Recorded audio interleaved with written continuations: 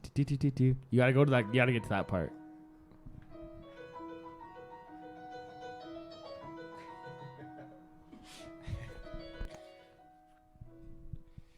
Way downtown, walking fast, faces pass, and I'm homebound.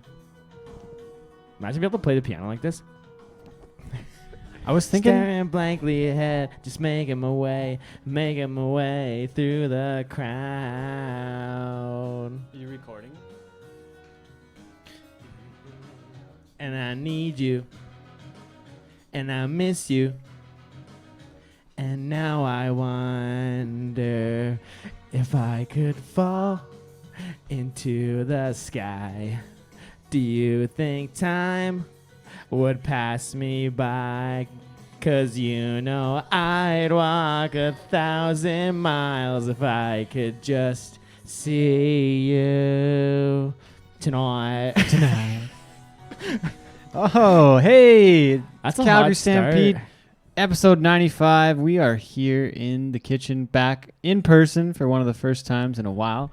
And karaoke. It's back, Wace. Man, that felt good. Did you like I've that? actually been jonesing for some karaoke. I was thinking about that on the way home. Austin by Blake Shelton came on my shuffle. I was like, geez, I need to get to Watchman's to Need to get on that hear again. that. eh? I need to sing. I need to belt the tune out for the people. What's your first song back for karaoke? I've been thinking about it. It depends on. It's all on the timing. Well, I've been really thinking that like "Sold" by John Michael Montgomery would get the people going. Could be If good. you could nail it, Stampede this it's- week. That could be a good one. yeah. So I think that would be a good one. Again, Austin by Blake Shelton's a good one. Mhm. I could always go with my solid go-to of like "I'll Be" by Edwin McCain. I can Mhm. crush that one. I had like one of my best karaoke performances of my life singing that song. It was after me and Murdo went to the Jay and Dan podcast live. Really? And we were going to Watchman's. We had a couple, like 4 glasses of Mount Royal house wine deep. Because that's all that was left at the bar that night. So we go there, and it's like 12:36 a.m. Like, just a good time of the night. The bar's full. I'm like, I got a pretty good buzz on. And I go up to the stage, and I belt this song out. And it's legit, like, one of my best performances. Like, Murdo has it all on video somewhere. Really? And, like, the bar, with everybody was singing. There's people on the dance floor. Like, it was legit. I felt like a rock star. I was like, I actually am not as bad as I actually am. Oh, man. But I'm looking forward to doing some more stuff like that. Well, for those that don't know, this is Cowboy Shit with Ted and Wacey. I'm Ted. He's Wacey. Check us out on the gram. Episode at 95. Ted Stovin, or at Wacey Anderson. Or at Cowboy Shit Official. Or at Storm Defoe. Or at Sean Morton. The crew. Or what? Or nothing. Oh, good Episode one. 95. Yeah, Is this 95. Did we talk about how like the world's opening back up? I don't know, because our our last one, I don't last think we show was did. with Steve. It was one of the first ones, but it's a lot more open now, and we're back. It was cool. Like, remember we went to the bar on the first for the first Yeah, the time? first of that July. was so cool. That was Game on again. man, as soon as I walked through the door, one night stands, I think we talked about this last permanent smile. Did I we? think we I talked don't know, about it, man. yeah. My It's brain. been a while. It's been a bit of a I'm blur. functioning at like 30% right now. We also have to say this is Cowboy Shit with Ted and Wacey, presented by Circle 4 Ranch Water. A quality hard seltzer made with real ingredients. Check them out at ranchwater.ca. Get your and that's where you're going to find the locations as to where you can get your ranch water and keep yourself hydrated throughout the summer with the drink of the summer. Yeah, that's no joke either. It's one of those things where it's like if you get a lot of product stuff for people. I feel they have to say what they have to say, but it's all genuine. It's man. legit. That's good We're having stuff. some right now. Cheers. Cheers. Yeah. A little sip. yeah. Yeah. It's ranch water break here. I spilled it myself. Get that off the table. Clean that piece up. Can't leave that. Zamboni it. Okay, and Cowboy Shit is now proudly sponsored by Manscaped. Manscaped. You got to hold the Who mic is the better. best? Hey, Who is the best in below the waist grooming? It's Manscaped. It's not Wacey. It's not me. Yeah, I definitely need to Manscape. I spent 4 days in the wild in TP Creek. And now you got 4 days in And the I wild. got 4 days in the wild in my groin area, so I'm definitely going to take advantage of my Manscaped 4.0. The Manscaped offers precision engineered tools for your family jewels. Do you need to... I'm trying to do an ad read. Do you need to turn the light on so you can get through the bush? The light always comes on, man. It's going to need I don't know. I don't know how I'm going to navigate it, but we'll circle back to that at the end. But Are you using the guard so you can keep a little... no, hush? I go right to it, man. Right down to the wood. Yeah, Oh, yeah. I like it that way.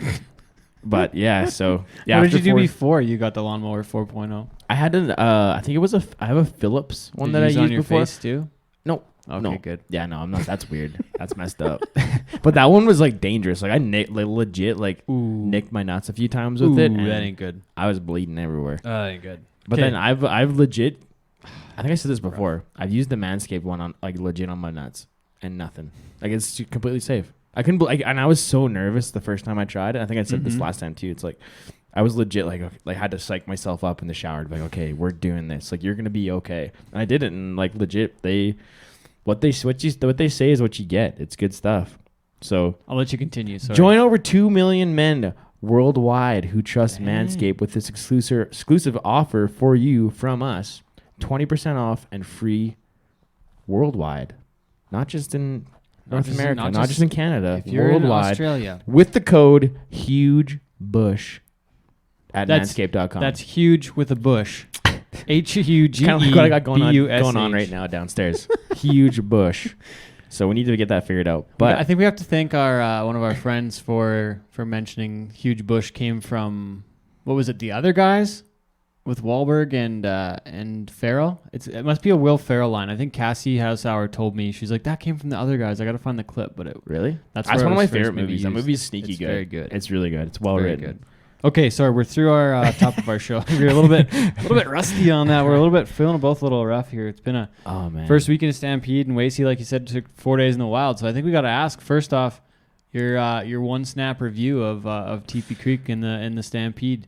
Well, it was my first time up there, so I didn't really know what to expect. I heard a lot about Teepee Creek before. Like the one time I was entered in it, I didn't get to go because I got hurt a bit before. But pulling into the facility, I was like blown away. Mm-hmm. It was such a cool, like the grandstand's beautiful. They have the big teepee and the big like concert area. Like I couldn't believe that this was up there, right? And then literally almost in the middle of nowhere. Yeah, exactly. It's less in the middle of nowhere than Pollockville, but it's still pretty far out. Yeah, when they say 4 days in the wild, like they aren't kidding. Like it's so cool. How many campers were there? I didn't even get to look. There was a ton of them. Yeah, there's like the people show up there and they camp for 4 days. It's like their big thing of the summer. Yeah. It was such a great time. The committee up there was really awesome. Got to work with Doug Young and Randy Schmidt. Yeah, so they were awesome to work with. And then the wagon announcers CJ Willercroft and Daryl Johnston. Yeah, that's right. They were always good to work with, and it was good content. Long days, but 4 days in a while, there's not much else to do up there. And then the parties afterward were like unreal. Like so, Doc Walker played on Friday, and that's the one I stuck around for and overserved myself a little bit. Got on the vodka waters, and I was trying to be strategic. Because it's so weird because your hangover is not quite as bad on the vodka waters because you wake up and you're super hydrated, but you still kind of feel like shit. It's a super weird experience. But anyways, so that was really fun. So in that process, I was staying in GP. Yeah, at the Redwood. They put us up at the Redwood Inn. Thanks again to them. That was a sweet place to stay. And it gets to a point, it's like 2:30 in the morning. I'm like, I need to figure out how I'm getting home. Did not plan ahead. Did not plan ahead.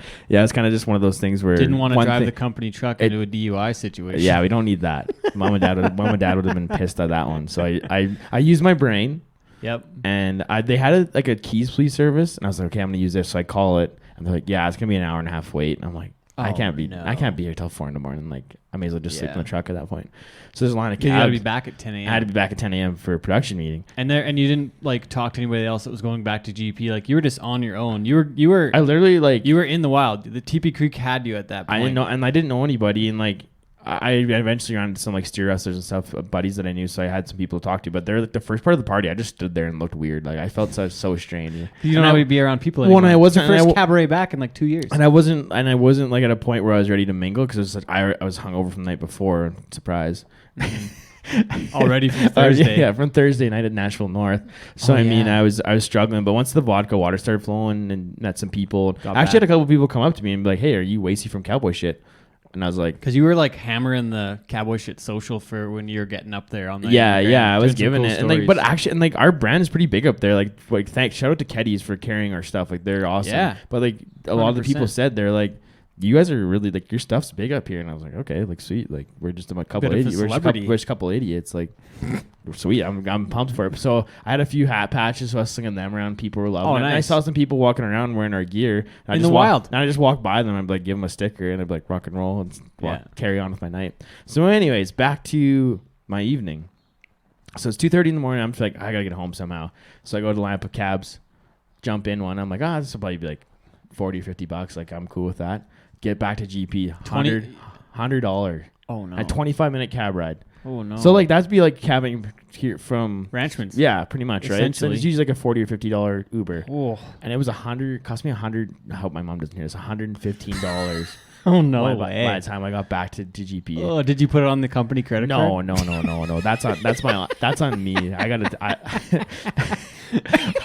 was like, should I? And I was like, nah, I can't be that.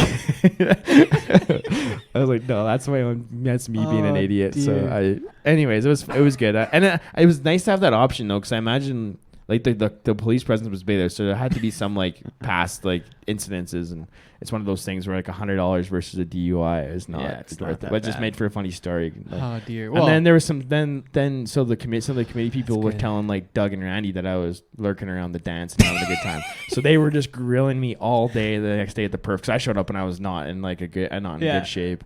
And then they even like during the perf, like they were talking about it, like, oh yeah, Wacey was at the dance or party, and then it's like whatever. So I was getting grilled. You had to slide into the sports medicine team's DMs just get around back. I read about that. Yeah. So I wake up in the morning and it's like I need to get back to. I was like, I gotta go. I got production meeting at 10. I'm like, how the fuck am I getting back to TP? Because I'm not paying $100 to get back. There's no you're way. Like, I can't do that again. So I was like, okay. And then I remembered in my. What about Todd and Tanner? Where were they? They were in White Court. Oh, they hadn't got there yet. On time. Yeah. So. Oh yeah. So I remember as I pulled in to the parking lot like the night before in the cab, I saw the sports med truck and I was like, hey. What about the limo? Did you get any time in the limo this week, in the TP Creek limo? No, I didn't see the limo. Oh, it was parked at the Redwood at one point. Oh shit. I rode in at one time from the airport to the bull riding. Oh shit. It was pretty fun. And then we had to use that to boost Scott Pym's plane. So we could get home. Sounds sketchy. It was 30 below. I need to have a conversation with my friend Steve, because I could have got a ride back in the limo. We might have. $100 We'll have to work on that for next year. We'll have to put that in the contract. This party limo. TV Creek limo every night. Need a nightly limo back to the Redwood site. Wacey also needs a party suite. Yeah, too? Party that legit. I'll have to work on that. So, anyways, I remember like pulling into the Redwood that night. I saw the sports med truck, so I like was laying in my bed. I'm like, oh, how am I getting back? And I like messaged the sports med Instagram. I was like, hey, who's up in TP Creek? And it was my like Jocelyn was the one running the Instagram, and she was like, oh, she thought I was like asking for a ride from Calgary to TP Creek. She's like, they're already up there. I'm like, no, like I need a ride back from the hotel to the rodeo grounds. I got drunk last night. So she's just grilling me, and then shout out to the sports med team for. Not only do they help with your rodeo injuries, but they will get you back to the taxi service if you get hammered up, if you get banged up at the dance the night before. That was fun. It was a good weekend though, man. It was so fun. Like I didn't stick around for the party Saturday night because you guys watched the fights. Well, I was gonna have a good, and you intended to go home and have a good sleep. Yeah, because I was gassed by the end of that, because it was like a 9-hour day in the booth. Oh yeah, and I was ready to go home, and then Tanner Byrne and Todd Cudowitz ended up staying with me, so I met them back in GP to watch a bit of the fights, and then next thing we know, we're drinking beer till 2:45, 3 o'clock in the morning, solving all the world's problems. So I didn't really like accomplish any sleep. Yeah, but I was in better shape Sunday than I was Saturday, so it was good. But yeah, it was so fun, man. Didn't have great crew people. Cab bills. You're in better shape. Oh man, yeah. But I heard that party was nuts. Like Trevor Pranzak played until 3 p.m. or 3 a.m. Really? 3 a.m. Yeah, because he's only supposed to play till 1, but I guess he just kept ripping because it was an amazing party. So. Wouldn't they shut it down? I think they can just do what they want. I don't know. Yeah, it's literally like 4 days, and the cops are there. Like, so I think as long as everybody's like keeping it kosher and not being too crazy. I thought that with like the liquor licenses, there probably was only consumption till 2 or something, and that's. They probably shut down the bar, maybe. Yeah, they probably had last call at a certain time. Yeah, who knows on that front, but whatever the rules are. Yeah, it was good. The committee they're amazing people. Worked with the supervision team on the big screen. They were fun to work with. Had a good show. Yeah, it was good stuff. So. Shout out to TP Creek. That's a heck of a place up there. I guess I didn't say this yet, but I went up there on Tuesday and set it up, and I set it up until like 12, like midnight, because it was so light out. The sun hardly went down. Man, I was like driving back like last night. It was still so bright out at like midnight when I was driving. Okay, so I got a story from TP2. So I got up there that night and then had a couple beers with Steve and the boys. After the and Ryan McElhaney too. Yeah, former bull rider. He was there. We had a couple beers after getting set up. I was all kind of pretty happy with it. Went and saw Kitties in the morning, but so I go to like unhook the trailer and it's in the bumpiest part of the field I could find a place to park it. Steve asked me to park by this green tractor, so I got it and I backed it in there 17 times and finally got it dialed in. But then I went to unhook it and I like unhooked it and it was all like I thought it was all set up and then and you're tired. You had a long day. I was tired, had a long day, left Calgary at like noon after I had a couple things here in the morning and then get going. I go to drive away from the trailer and the fucking thing's still following me. I'm like, what is going on? So I got out and I didn't fucking unhook the chains. So the chains are still hooked up and I'm pulling the fucking trailer around. That's so funny. I don't know how the jack is. Hopefully it didn't die. Oh, it's fine. Yeah, it's fine. Yeah, it seems okay. So yeah, so I fucking drove away with the chain still hooked up. So there was like 7 of us trying to get it fixed up and then like the whole crew, there was a whole crew of us there, and I was like, yeah, I just did this, guys. And then I ate another half of my Subway sandwich on the way home. I saw some Subway napkins in the truck. I was just so excited to get my food in me. I drove away with the trailer still connected. Yeah, that happens to a guy, man. That's like the first big trip with the rig, so a guy forgets like some of the process. Even like when we were like, I was tearing down last night and I was like, fuck, how did we do this? Like I just trying to remember. That's the first time I touched that stuff since like Grand Prairie 2019. It's such a long time. Or maybe Paul or whatever. Anyways, it's been such a long while. time since done any of it. Been a little while. Yeah, so it was interesting, but we got it figured out. Hell yeah. Everybody's safe and sound. We're back. Heck of a show. We'll I guess we better wrap up this part of the show and then we'll come back after a bit, eh? We didn't even mention our guest yet though. Yeah. Well, why don't I let you get into that? Yeah, we got the fancy Lady Cowgirl herself. Yeah. Courtenay DeHoff. Yeah, she's pretty cool. She's done everything from news for so many big like outlets and worked for the PBR. She's college rodeoed. She's done it all. She's got it all. She got it figured out. It's awesome. We'll be back with episode 95 and Courtenay DeHoff after the break. Thanks for listening. This is Cowboy Shoot presented by Circle 4 Ranch Water and Manscaped. Check them out. Circle4ranchwater.ca and manscaped.com. You need cooling, baby, I'm not fooling. I'm gonna send you back to schooling. Way down inside, honey, you need it. I'm gonna give you my love. I'm gonna give you my love. Oh, want a whole lot of love. Want a whole lot of love. She's a cowgirl turned television personality, launching her brand Fancy Lady Cowgirl in 2020 and her inaugural event of the same.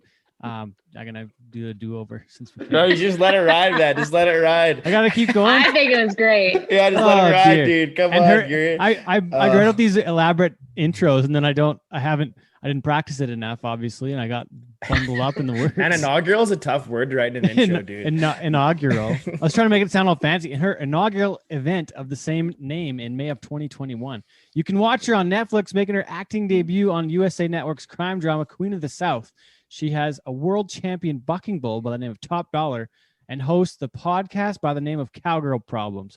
A former collegiate athlete and professional rodeo athlete coming to us from Dallas, Texas. It's Courtenay DeHoff. Thanks for joining us. Thanks. That was quite the intro. That's quite the resume, Courtenay. You're a big guest. Good. Jeez. Hey, I just try to do. I might not do very good at actually saying the introduction, but I try to do some research and words are hard, man. Words are hard. hard. The first question asked is, what haven't you done? That's the big question. Like, God. What's not on the list that you want to do? So many things. Yeah, I've worked in TV and I've worked for other people in TV, but I would love to have host a show someday, like a docuseries style show or something. I don't know. I tell people all the time, they're like, what's the dream job? Like, what's the end goal? I'm like, oh, they're like, I couldn't even tell you. And I love it. And that's the way it should be. Like, I want it to be so big and badass that I don't even see it coming, Really? So Yeah. So where did this stem from? You know, like you have a rodeo background like most of us, and did you just get a taste of it in university, or you always been kind of had that ambition to kind of go to the media TV route? Yeah, if I go way, way back, it really sort of that like bug, I guess, began in high school. I took I think it was not yearbook, like just a media class in high school. And you had to do one like big video at the, that you worked on throughout the year. And so I volunteered to shoot the senior video for Kansas High School Rodeo, which up until that point had just been like, you send in your baby photo and your senior photo, and they make like a PowerPoint. And I was like, oh no, we're taking it to the next level. And so I took like it way before iPads or iPhones, like, camera. I had a little camera. Yeah, an actual camcorder. Yeah. She would like video my runs on it. And then I would just spend the rest of the rodeo. Anybody who had was a senior, like, I knew them all, but like anybody who had a senior back number, I would video. And so I worked all year and put this like big elaborate, it wasn't, looking back, like at the level I'm at now, it wasn't that elaborate. At the time though, given the equipment you had, like that's a big deal. And, it was just, I really enjoyed it. And I learned to edit. I learned Final Cut. I learned how to shoot. And I really enjoyed that. I had no intentions of pursuing that, in college. I totally went to college to rodeo, let's be honest. I majored in communications, and we toured a TV station as one of those like stupid intro to ad classes that they make you pay to take, which I thought was so dumb. And that's how I discovered TV. And so that's where it all started. I interned. It was an internship. And then, so was your comms major, was that just something you took so you could rodeo? Did you ever have any intentions of carrying that forward, or was it just because we're all the same? Like Ted and I both went to school down there. They're just down there to rodeo for the most part.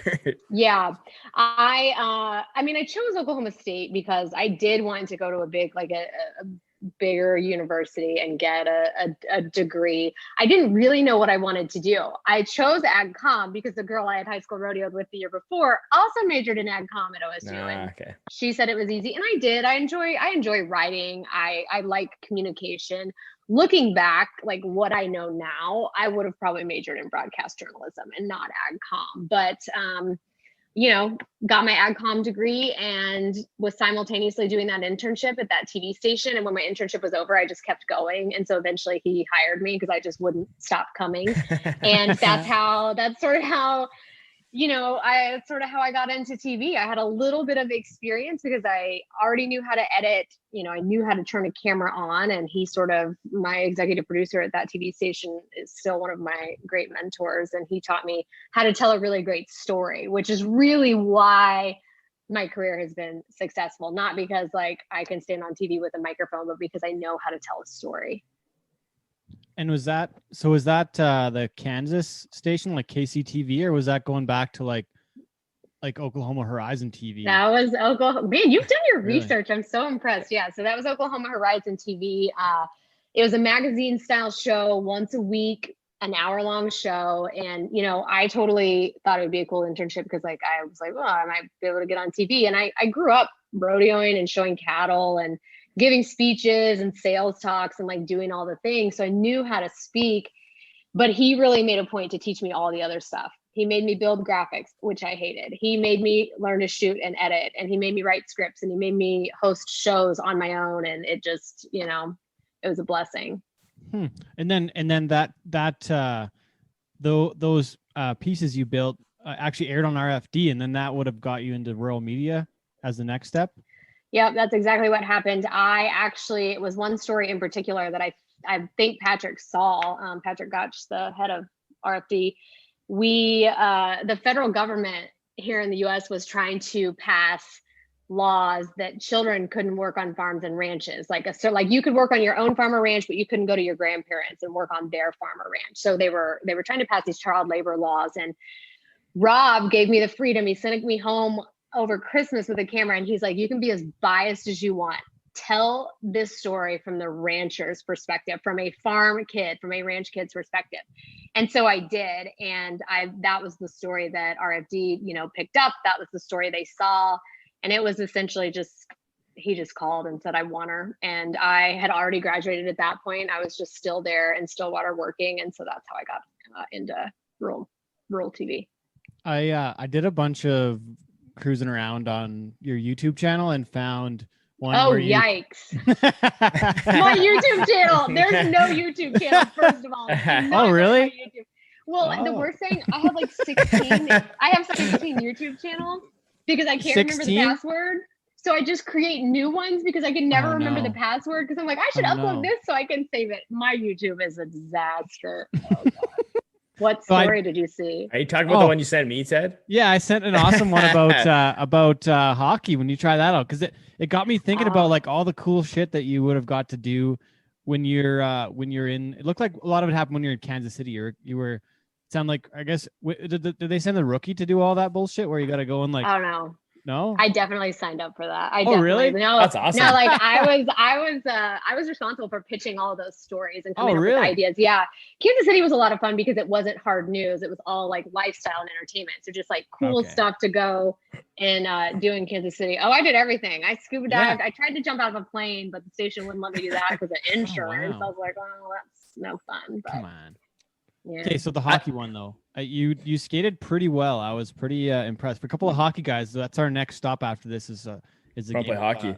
A game of hockey. So I was impressed. I was impressed. Well, thank you for a Kansan who like didn't grow up. I mean, we have ice, but like not really. I had never really. I mean, I guess I'd ice skated before. I don't really know. We just they geared me up and off we went. So. It's a fun way to tell stories of it, though. You know, it's better than just going into the dressing room and interviewing people or whatever. Like actually, like getting in the mix and taking part. It's such a cool way to show people what's going on. Yeah, I love that. That's always been sort of what attracts stations and TV shows and things to me. I will try anything once. Like I will do almost anything. I don't want to say anything. I will do a lot of things on camera, and it doesn't always end well. Like there have been plenty of stories that did not end well, but that's what people like. It shows you're human. It's just relatable content. Some people get behind that. Like I know like Ted and I talk about it lots. Like we want to start doing the similar type of stuff with our channel and our audience. Like it's just a fun way to connect and bridge and build that relationship with your people by just having some fun with it. It's just like you're not afraid to make a little bit of a fool of yourself. Like even like our Bachelor episodes are a good example of that. It's basically just me getting roasted for 2 hours. I love it. I'm gonna check that out. I didn't watch the snowboarding thing. How were your wrists after that one? When you went snowboarding? It was not my wrists. I woke up that next morning and was pretty sure my neck was broken. My neck hurt. It was like I had ridden 150 saddle bronc courses, like just all day, rode saddle broncs. I got up the next morning and I was like, I think my neck is seriously injured. I was terrible. I was a better hockey player than I was snowboarder. I will say that. I was impressed with the hockey though, because like just to jump on the ice and move around, like most people can't even move on the ice. Most Canadians can't even skate. Yeah, it's like a national crime. It's like that's like worse than the pandemic is the amount of Canadians that can't skate. That's like a compliment of a lifetime coming from the Canadians that I can skate or sort of look like I can skate. I was gonna ask about your podcast. It says Ted mentioned you have your podcast called Cowgirl Problems. So how has your approach to podcasting changed versus your TV approach? Yeah. I always tell people I totally started a podcast because everybody else had a podcast. I was like, it's the thing to do now. Yeah. Yeah. Right. Like, and I really had no idea what it was going to be or where it was going. And the first, as podcasts or shows or anything is, I'm sure the first few episodes were rough. It was just me rambling. But as it sort of progressed and developed, I really turned my podcast into a platform to just tell cool ass stories with people that I think are cool. My podcast is like, not a pay to play, come on, whatever. It's just like, I think you're cool. You want to come on my podcast? And I also secretly use my podcast. Like if there's like someone super sick that I'm like following on Instagram or like whatever, and I'm like, I need to be friends with them. I invite them on my podcast because that's how I forge their, we just became best friends thing because you were on my podcast. But yeah, it's just, I like to tell stories of guys and girls who are sort of bridging the gap between like urban and rural in like really cool ways. So that's pretty much the platform there. And I always like joke, it's my podcast. I make the rules, so they change all the time. I tell Ted that all the time. It's like our podcast, we can talk about whatever the heck we want.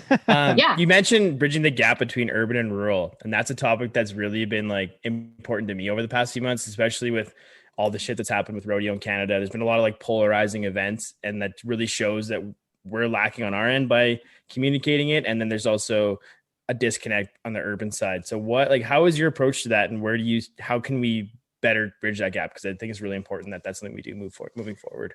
Yeah, my entire platform and entire brand is built around that, like bridging that urban and rural, because I became that person when I started out at rural TV, but like I lasted there a year and I vominosed.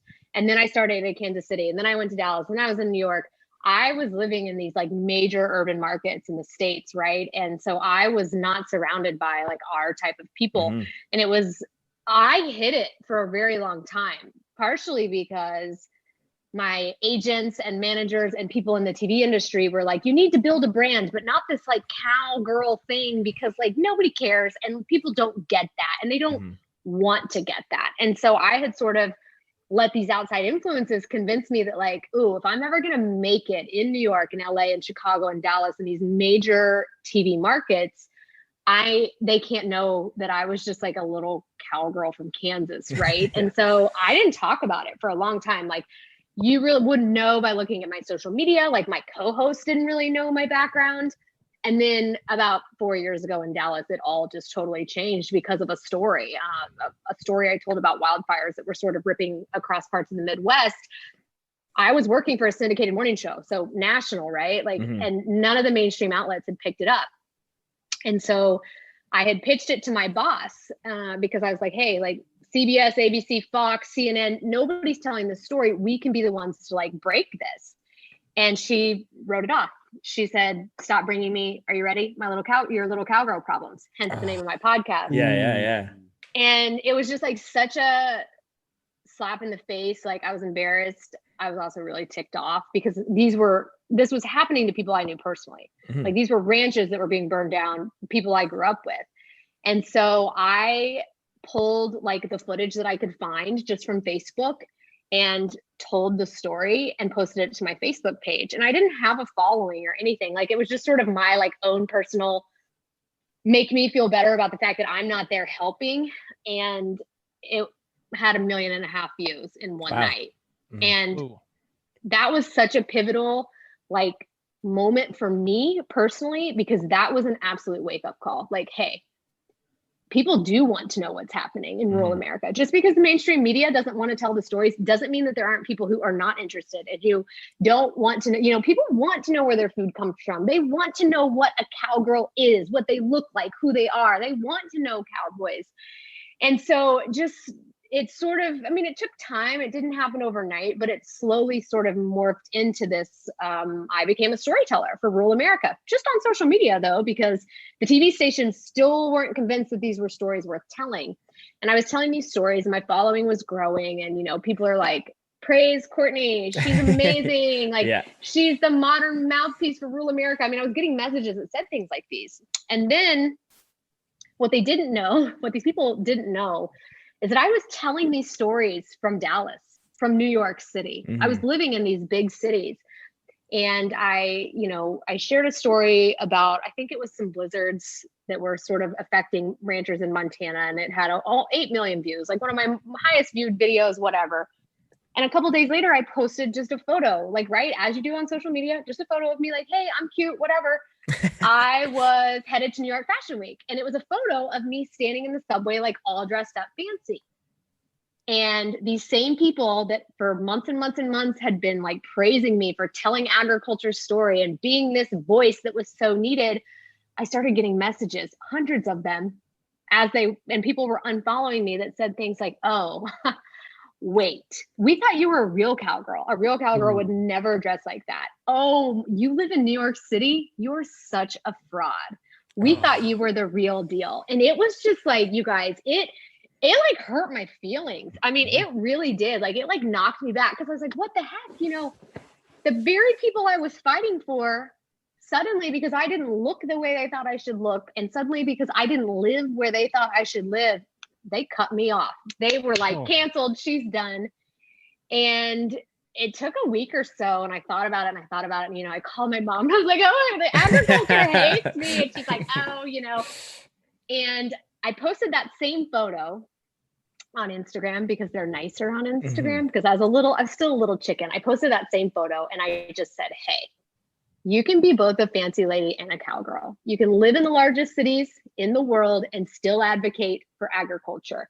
You don't have to look a certain way. You don't have to live in a certain place. It's all about the mindset, right? It's if you uphold the traditions and the values of this community, I think you should get to be a part of it. Whether you grew up on a ranch or not, you should get to be a rancher, right? And so it slowly started like turning into this, I don't know, community movement, whatever you want to call it. And I just kept using the hashtag Fancy Lady Cowgirl. And what happened was so incredible because I posted that really just because I was ticked off and I was just being petty and I wanted to like get the last word. But I started getting messages from women and men who said things like, thank you for finally saying what we've been feeling. Like somebody finally said it. Agriculture can be very unwelcoming. Oh yeah. Especially to outsiders. I wasn't even an outsider and I saw how rural America, the Western community, agriculture, I saw how they treated me. And I thought, that's not okay.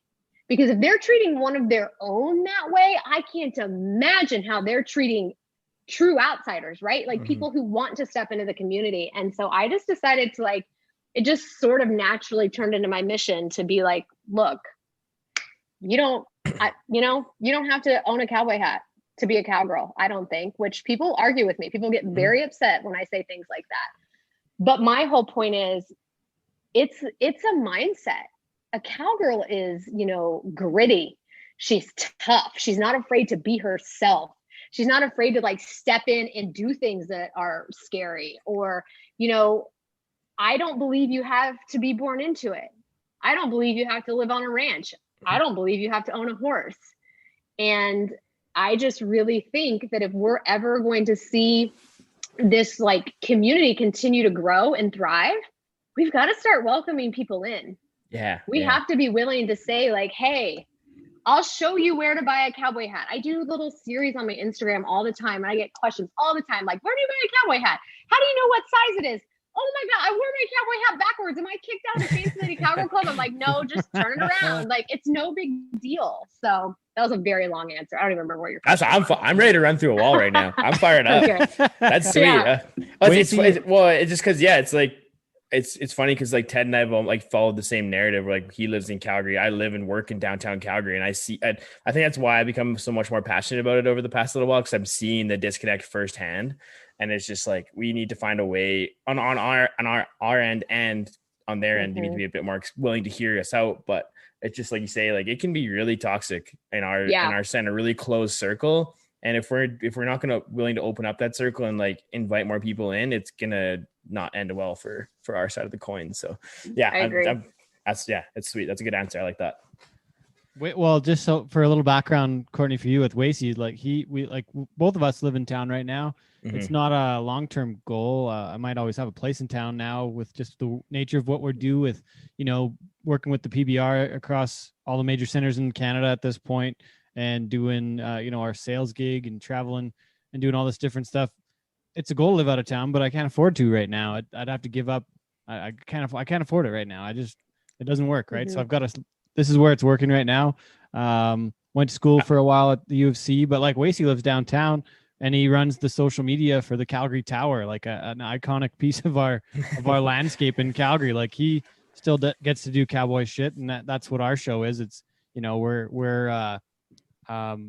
little to no filter and talk. But the fun thing is that there are numerous ways to still do cowboy shit, even if we aren't on a ranch every day. And I haven't had I haven't had the feedback, and neither of us have had the feedback that you have. We're not. I guess for me, I'm behind the brands. I'm not the guy, the face of it, or you're the face of it and you get it personally.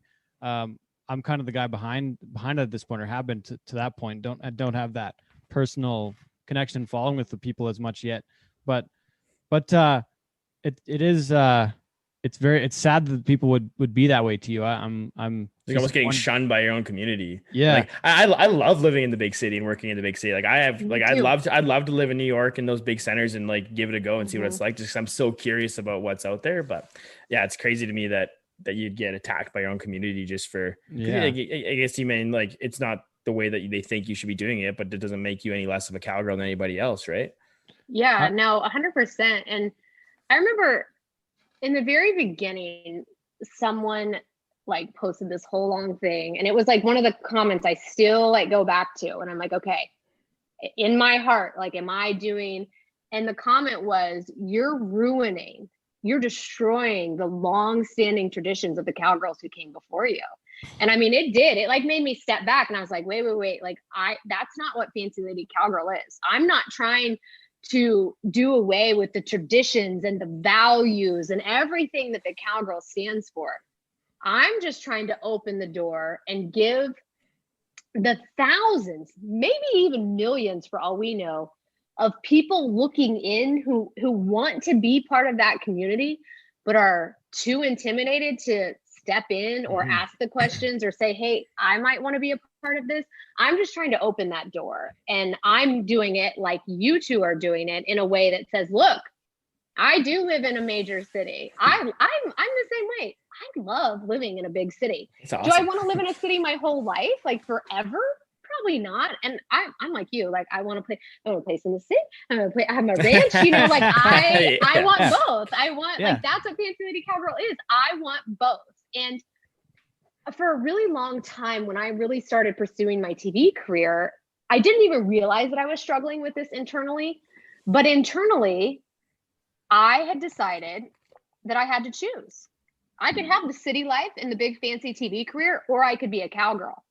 In my mind, you couldn't have both, because really up to that point, I didn't know a lot of people that had both, you know, and I didn't know a lot of people who were real vocal about having both. And so, yeah, I just, you know, Fancy Lady Cowgirl is just that, like, is just not compromising. You can do whatever you want, you know, you can live wherever you want. Well, and that's more so upholding the traditional values of like those cowgirls came before you, because they were all, you hear anytime you talk about one of the, like, the famous cowgirls of the past, like, they're trailblazers and they're paving their own way, and like it's like a juxtaposition almost. It's like they're like shunning you and scolding you for that, where it's like you're actually doing what those ladies did before you anyways. Yeah. I'm just gonna record that and put that on. That'll just be I'll just play anytime someone's mean to me. I'm gonna play your. Well, it's the truth though. Like, honestly, it's one of those things where it's like, just because you're doing it a different way than everybody else doesn't mean you aren't upholding those. And I think that's one of the fundamental issues with it all, is people in our community cling so tightly to those traditional values and morals and ways of doing things, where it's like, if you do it in a different sense, it almost seems like you're kind of not adhering to them or not respecting them, when it's like the complete opposite of it. Mm-hmm. I want to ask what the next steps are. What do we have to keep doing to keep this going the right way as far as the Western lifestyle goes, or what we're doing to promote it? What's the next big step? You've done a lot of work with the PBR, especially in 19 and 20. Is that correct? Or when did you?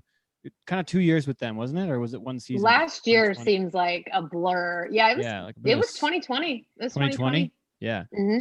So got to go to Madison Square Garden. You were already living in New York, or were you back in Dallas by then? I was back in Dallas. Okay. So anyways, you get to go and work with those guys. And I, in my opinion, the PBR is doing the best job of bridging the gap and bringing our lifestyle to the masses in the big cities and making it a product that is part of the entertainment world, which is what Western sports should be. But with pro rodeo and everybody else, they're more in the rodeo business. They're not in the entertainment business, where with the PBR, they get that and they're leaning into that and making bull riding an entertainment product. So my point was, like, what kind of question was, what do you think is next? And I leaned into the PBR side of it, but take it where you'd like to go that way. I'm curious what our next steps are. Yeah, I think to your PBR point, that's entirely the reason that I pursued the PBR. They did not reach out to me. I reached out to them multiple times because I love what pro rodeo is doing, right? I love rodeo. It's near and dear to my heart. I don't want to watch rodeo on a cable network.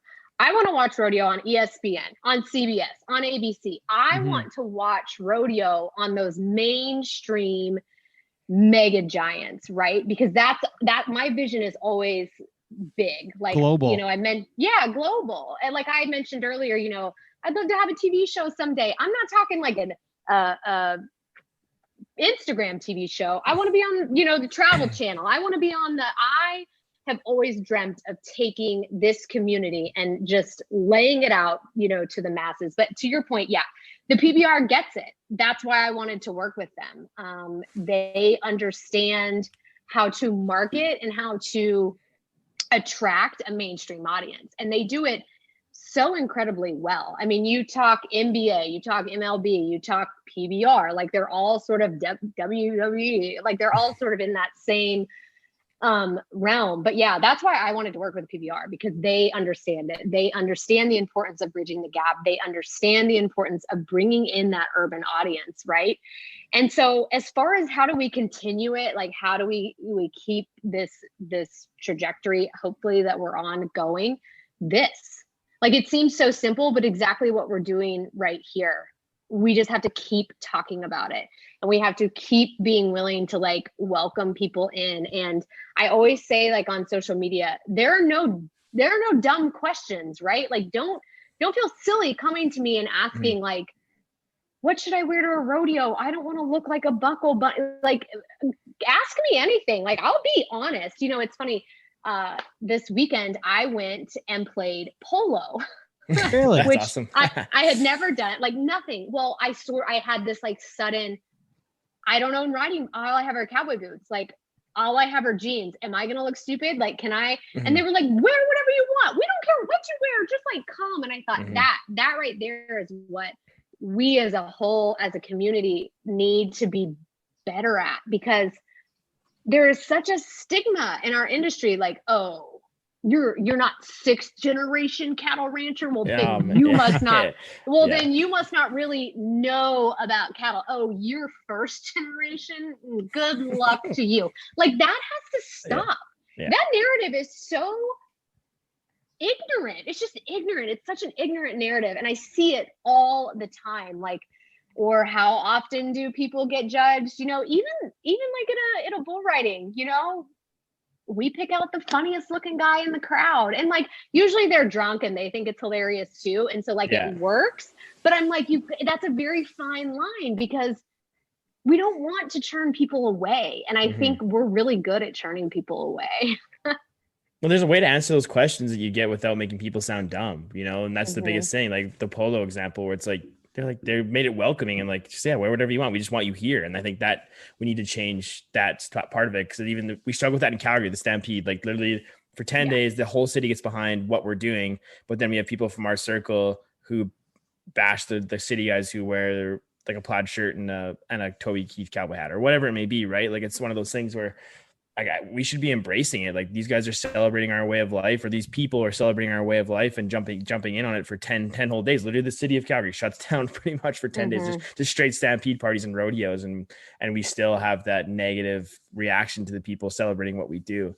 And it needs to change like so badly. Yeah. And go ahead. Sorry. Oh, you first. I was just going to say like it, and I always am very transparent.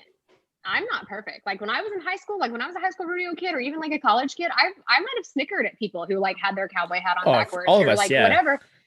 It's an age thing, and it's a cultural thing. Like getting out of the culture and being able to look at it from an outsider's perspective, I'm like, oh boy, like we have so much work to do. So like I always like to say, I'm not perfect. Like I am not. I did a whole podcast when my podcast first started, which I have deleted, because this girl called me out on it, and she was straight up right.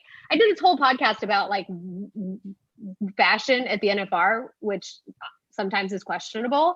And she was like, how can you tell people what to wear at the NFR if you're embracing everybody? And I was like, shit. Damn, she got you. So like, I was like, I'm not perfect either. So. Well, but it's good to recognize that too, right? If you're ignorant to it, then it'd be easy. People could call you out all the time on it, right? But how tough is it to be in the position you're in with the voice you have and not get canceled right now? With how, like, I feel I have a tougher time thinking about what I can't say than what I can say. It seems difficult that way, and not offend anyone right now. It's a very touchy time for sure. I got into a couple. I'm pretty ballsy when it comes to stuff. Like I pretty much say whatever I think needs to be said, and it doesn't sit well with people sometimes. The hardest thing that I sort of, when it comes to the Western community, there's certain things that I think need to be talked about that maybe I'm not like the best person to talk about them. So I will get people on my podcast or like whatever it is. But like, I think race is a huge one in the Western community. We need to have some conversations about that. The LGBT community, like I just did a whole podcast on that. Like there's some things in our community that we don't acknowledge, that we don't talk about, that we're uncomfortable even acknowledging exist. And I have discovered that sometimes when I do talk about those things, they are very quick to tell me that I should probably not be talking about those things, which is a great reason to keep talking about The case in point right there. Yeah. So go ahead, Wace. I was gonna say, like being comfortable with the uncomfortable is a big thing, and I think that'll be moving forward is something that's going to be really important for people like you and for us to, again, change those narratives around some of that stuff, because there is some serious conversations that need to happen around it, because it just seems like it's like kind of like out of sight, out of mind for a lot of it. For sure. But like, so Keith Ryan Cartwright's writing a book about the African-American cowboys of Bill Pickett was the one that invented steer wrestling, and that we talk about that a little bit, but a guy like Meredith Steitman and Charlie Sampson, these guys had to ride after the perfs at rodeos back in the day. Like they didn't get judged right. It's absurd. I mean, we're going to have Keith on the show here in the next couple of months. I have a copy of his book where I'm reading right now, and it's absurd what's happened. But I mean, yeah, that's part of it. That's part of what has to happen next is we have to be more accepting. Some of the club mentality, like the old boys club of rodeo, honestly, that has to go away. It's got to change. That's the worst. When do you think a lady will ever be the commissioner of pro rodeo or the CEO of the PRCA? Any bets I was just getting ready to say, try being a woman in the old boys club. I can't even imagine. Even walking into that as like the new sideline reporter or the new whatever, or God forbid, announcing a rodeo as a woman, like it's intimidating, first of all, and it doesn't happen near enough. I see it all the time. We've got, like breakaway roping exploding. Like breakaway is huge right now. Every single breakaway roping that I watch is commentated by a man. Which is bullshit. That happened at the NFR last year at the barrel racing. We had talked about it. They didn't even have a barrel racer on the crew talking about the event. It was someone until Janie in like the sixth round or something. After we commented on it. Well, and Janie, wasn't us. Janie is great. Like, and that's just amazing. Like, there are women who are so good. Like Janie is so good, and she did such a good Total job. And pro. Janie could call the breakaway. I mean, she could do any of that. She could call bronc riding better than anybody on the current broadcast. Yeah. It's just, it's a little frustrating, and not to like pull the whole like gender thing. Oh, poor me, I'm a female. Cause like not that I'm not like that at all. But I just, sometimes when I'm watching these like big rodeos on these major networks, and I think, man, why didn't we get it? Why didn't we get, Jackie Hobbs Crawford's having her baby. Why don't we put her in the booth to let her call the breakaway? I'm not saying I want it to be me. I'm just saying, like, why are we not ESPN? They've got a million women commentators. Why is rodeo in the Western community not utilizing more women? I have to give like Ride Pass and the PBR a shout out. They let me call the timed event arena for Ride Pass at the National High School Finals. And it was such a blast. Like I had so much fun. I don't know. What will ever happen. What have been some of your biggest challenges so far in this business that way? I think just proving, proving myself that I do understand and know the sport. I mean, the PBR is a great example. Like, you want to talk about intimidating. None of the riders knew who I was. No, Matt, those guys, they didn't know who I was. Cause you have to remember, I stepped away from the Western community and was just doing TV, like mainstream TV. I wasn't like 5 or 6 years, right? Like, yeah, I in that circle, like those guys didn't know who I was. And not only do you walk into like the mega, like the PBR, right? Welcome to New York. Yeah. Welcome to Madison Square Garden. Like Day one, luck, kid. And, you know, I was doing Ride Pass, but I had a month in the time that they were like, okay, we're going to give you a shot. Like, we'll try you out. Your first event's going to be Madison Square Garden. And I spent a month and I had a notebook and I watched old CBS broadcasts and I just took notes. I had every rider. I did my homework and I did my research for a full month. All I watched was bull riding. And obviously I knew the sport. Like I grew up in rodeo, like I knew the sport, but you don't walk into Madison Square Garden, the PBR, and not know bulls, breeding, riders, background, stories, you know, like there was just so much. And it was super intimidating. And I have to give, you know, everyone always asks, well, how are the riders? They're such pros. Like they are such pros. You know, they're nice, they're welcoming, they're whatever. They do their interviews, they go on. But it's intimidating because I guarantee you, no, you know, there was nothing obviously said to my face or anything, but I guarantee you there were some, who's the new girl, you know? Yeah. Just natural, it just happens in any entity, not the PBR, but just like any Western sports entity. Yeah, you see it a lot too. It's like I follow like there's a lot of like girls in hockey now too, and I follow a lot of the girl writers on Twitter and stuff. And like the comments people make when they just like post like a take on hockey or something, like it is brutal. Like I couldn't imagine having to navigate through that. Like it's so like for no reason. That's what you say. Like you guys are more than qualified to cover your respective sports. So like why just because you're a woman, why can't you be able to talk about it in a sense, right? Right, and it's still. In the Western community, there was a major rodeo. I won't say which one. Major rodeo, televised. Houston. Very well known. No, not going to name it. Very well, because you'll know, because the two announcers will listen and be like, oh, she's talking about me. During the Breakaway Roping, and I was actually I went to this rodeo with some city people, like from Dallas, who are not in the Western community. And we're watching the Breakaway Roping, and I can't even remember which Breakaway Roper it was, but one of the real famous, you know, like somebody you say her name, you're like, oh, you know, she's not good. Jackie, not Kelsey, but like one of those girls.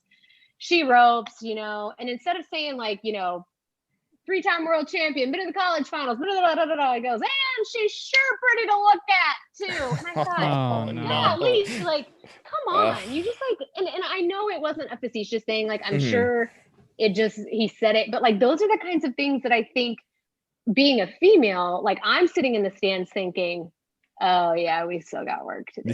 Like Breakaway's like having a moment, but we are still seen as she's pretty on the ice too, and she can rope. Like, come on, you know. Anyway, I got off on a tangent. That's okay. We well, people get fired in other sports for saying that. Like literally a hockey, like Mike Milbury lost his job for making a similar type of comment on a broadcast. It's like, but then we're still like, air quotes, allowing that kind of stuff to be said. It's like you make but who's regulating it either? I know, but it's just like that's a conversation needs to happen. And that narrative needs to change around it, right? Yeah, like she should be celebrated for accolades, being like a 3-time world champion, all kind of stuff. But that's a rodeo announcer problem that goes way back. We're not going to get into that. Those guys could do more homework instead of making bullshit up about people. So we won't get into that one. But okay, I had a couple more things I wanted to ask, and well, first off, I got looking everywhere, and I'm wondering what you're working on right now, Courtney. What's your current role, and what's coming up in the next little while? Gosh, all the things. You know, Fancy Lady Cowgirl has kind of taken on its own like mind. Always things with that, you know, merch. We had a Fancy Lady Cowgirl event in May. We would love to make those more of a regular thing, but they are a massive, massive undertaking. So working through that, trying to plan more events. I do have some TV work coming up. I am the talent for the AQHA Youth World this year, which will be exciting. So I'm there for like 14 days. So that'll be fun. And then I do a lot of work on the beef side, like the agriculture side. I travel all over the country speaking on everything from agriculture advocacy to like the stuff that we're talking about here to Fancy Lady Cowgirl. So that's like the $1 million question. People are like, what do you actually do? And I'm like, how do you make a living? Who pays your bills? I don't know, but I've managed to pull it off. So yeah. On the event side of things, it's a lot of work for probably not a lot of real direct benefit at that time either, is it?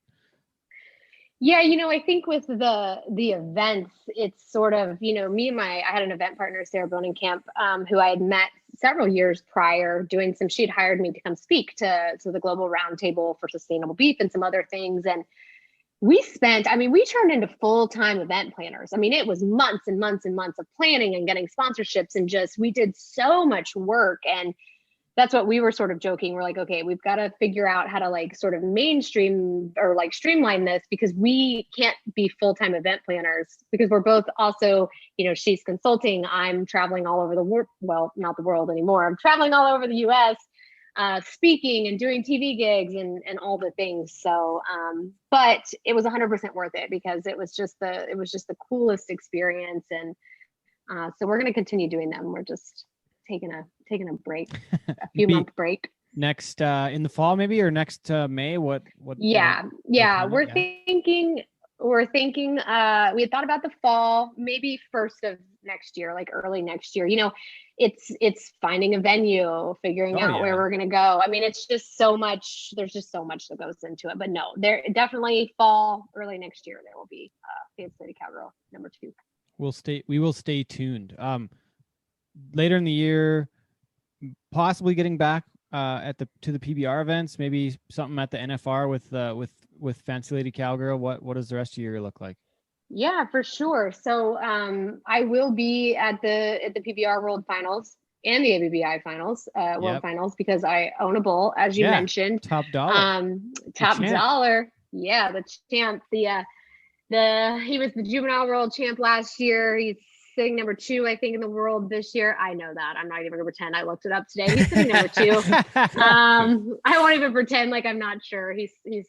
So I'll be there with him in November, I believe, and the PBR World Finals kind of run simultaneously, and it'll be a really exciting year, because my partners, Katie and Laramie of Hook and W, are also who haul and train Whoopah. So we'll have Whoopah at the PBR World Finals. I say I have nothing to do with him, but I claim him as mine. I'm on Team Whoopah. So Whoopah will be at the PBR World Finals. Top dollar will be, across the street at the ABBI World Finals. So I'm excited.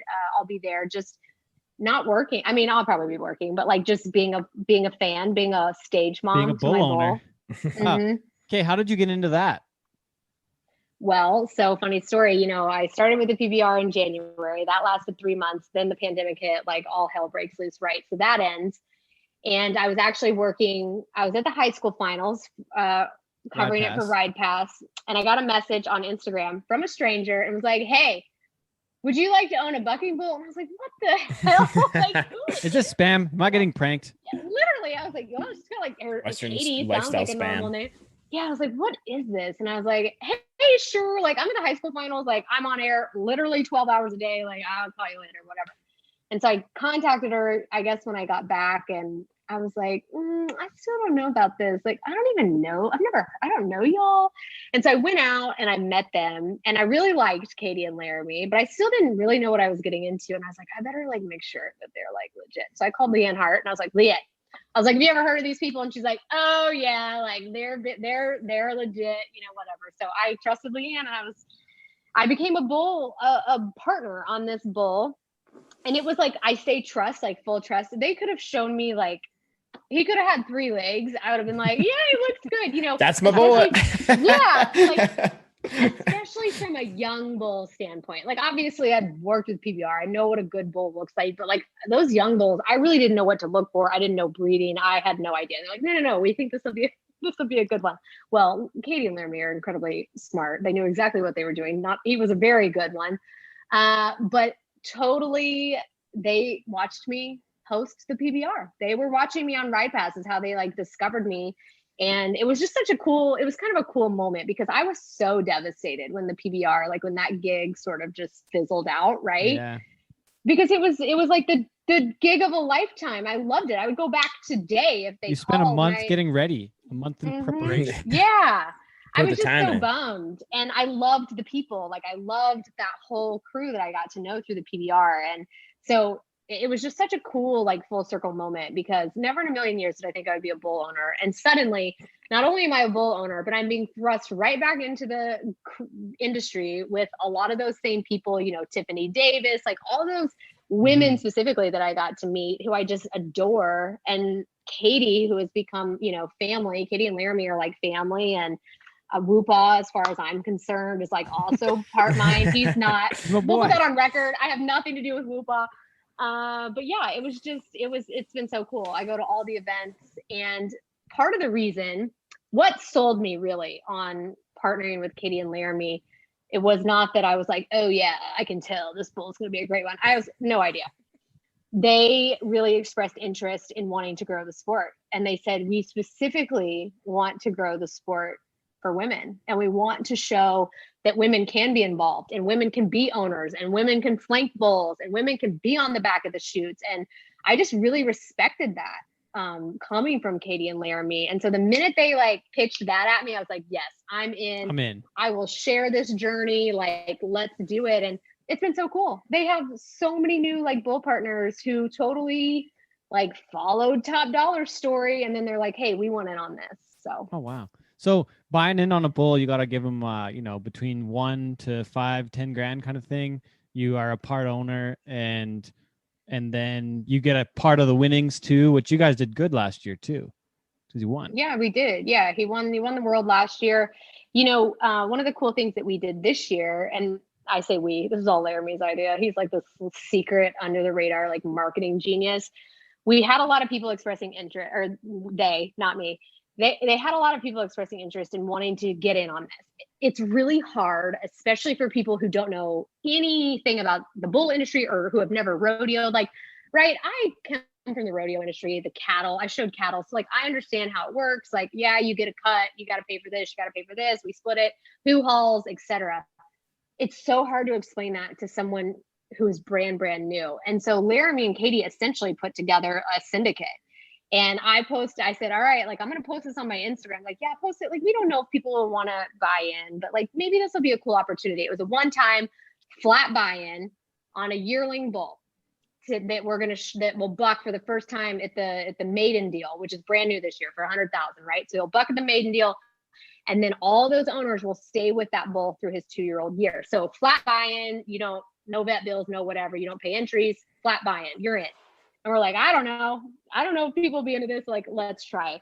We had to come up with another bull because there were so many people that got in on this yearling bull that were like, okay, let's do a 2-year-old because there's like 40 other people who are pissed because they didn't get a spot. And it turned into this really cool thing. And it's called the Fancy Bucker Club. So. Oh, I like nice. It. Extension. I like it. Nice. That's awesome. Holy, that's I like it a lot. There's so many ways we can go off here. I gotta go back to this TV thing though. How do you make your show happen? The Courtenay DeHoff show. How do you make that happen? I gotta ask that. I think my thought process at this point is to keep doing what I'm doing, to keep bridging the gap, to keep telling the stories that I'm telling. You know, especially the television and entertainment industry has really changed since I was a little freshman in college to now because of social media. And my agents, and they'll be the first to tell you, you can be super talented and have an incredible reel. You know, you can be in Madison Square Garden, you can be with the right people, you can have the voice. They want brands. They want hosts who already have 500,000 followers or who have 1 million followers on social media, because that's already a brand that's built. So you automatically have built-in eyes that they don't have to pay for, right, to promote the show essentially. And so I fought it for a long time. I mean, 8 years ago, you know, I was taking like these hosting boot camps in New York and LA and places, and these big hotshot agents were like, oh, you got to have a brand. If you're going to be a TV host, you got to have a brand. And I was like, oh, that's BS. Like, I'm really good at what I do. That'll be enough. It wasn't. It's not. They were right. Yeah, they were right. Who knew, you know? So I think I just have to keep doing what I'm doing. And I have to talk about it. For a long time, I never would say out loud, like, I want to have a show, a fancy Lady Cowgirl. It doesn't have to be all women, but like, I want to tell the stories that I'm already telling on a bigger level, higher production value, the whole thing. And I think there's an interest there, especially with the female angle, right? Because like women empowerment is really big right now, which I think is cool because I'm a woman. I think it will come. I think the opportunities will come. I've already had opportunities that I never thought would come. So, the PBR is a prime example. I asked my agent to pitch me to the PBR. And he said, well, you don't have any experience. And I said, well, I come from the rodeo, I come from that world. And he's like, yeah, no, I can't pitch you. They'll never take interest in you because you don't have any experience. So dang. I went around him and emailed them, harassed them myself. Yeah. So you don't have to pay him on that contract. That's good at least. Yep. Take that, agent guy. Mm-hmm. Wacey, you got something cooking there? Oh yeah, there's something I wanted to jump back to when we were talking about like getting rodeo on the mainstream and those big networks and stuff. Do you think the NFR moving to the Cowboy Network or Cowboy Channel, I guess, is that a step backwards in your opinion? Like, no, this is no disrespect to the Cowboy Channel, but it's like for me, like you go from being on CBS Sports Network to the Cowboy Channel, where people who aren't rodeo fans have to seek this out. Like it's not going to pop up on a random bar in New York or something, right? Where you might on see ESPN PBR. or CBS. Yeah, you know what I mean? Like, so I view it as good, but also could be better. I'm going to choose my words very carefully. Which, I'm not trying to put you in a precarious situation, but just it's one of those things that. Yes, I agree. I agree with you. I really admire, I think we're going to make more progress with, for example, the WCRA, right? You have the ability to watch that on CBS, not even CBS Sports, sometimes on network, right? So like, you don't even have to pay for the extra sports package to see that. It's on every TV in America. Mm-hmm. Everywhere that has TV. Exactly. It's yeah, it's not an extension of your package. Exactly. I can't even get the Cowboy Channel in Canada. And that's just it. And it like every year, like it became this big like fiasco. Like my mom, she's like, I'm gonna get a subscription to the Cowboy Channel, but just for the NFR, and then I'm gonna cancel it because like I'm not gonna, it turns into this like it's. I will say this: I was pleasantly surprised with the production value this year. I thought they did a very good job. And, I'll be honest, like Jeff Matters, Bush Knowles, they're so good. I think they're so better good. With Like Jamie. they're legends. Jamie, so good. Like they're just really, really good at what they do. Like I could listen to Butch and Jeff announce the breakaway for the rest of my life. I mean, those guys are great at what they do. And I know that I don't know either of them personally, but I know Jeff, obviously, I think is kind of like has a big is part of the reason that the production value was so good. So I will say that I was really pleasantly surprised. For sure. And I thought that they did a great job. I thought it looked really nice. I loved them incorporating Janie. I thought that was great. It is what it is, I guess. Would more people maybe stumble upon it if it was on CBS or ESPN or I think so. I mean, how do we change that mentality? Like rodeo. What it came down to too, though, Wace, was that it's a monetary thing too. They got a new CEO comes in. Cowboy Channel pays money for the product that they previously were paying to be on the network TV. It was probably $1 million flip or more. I think it came down to dollars and cents for that. For part of that decision was that one, but continuation. But I think part of it was money.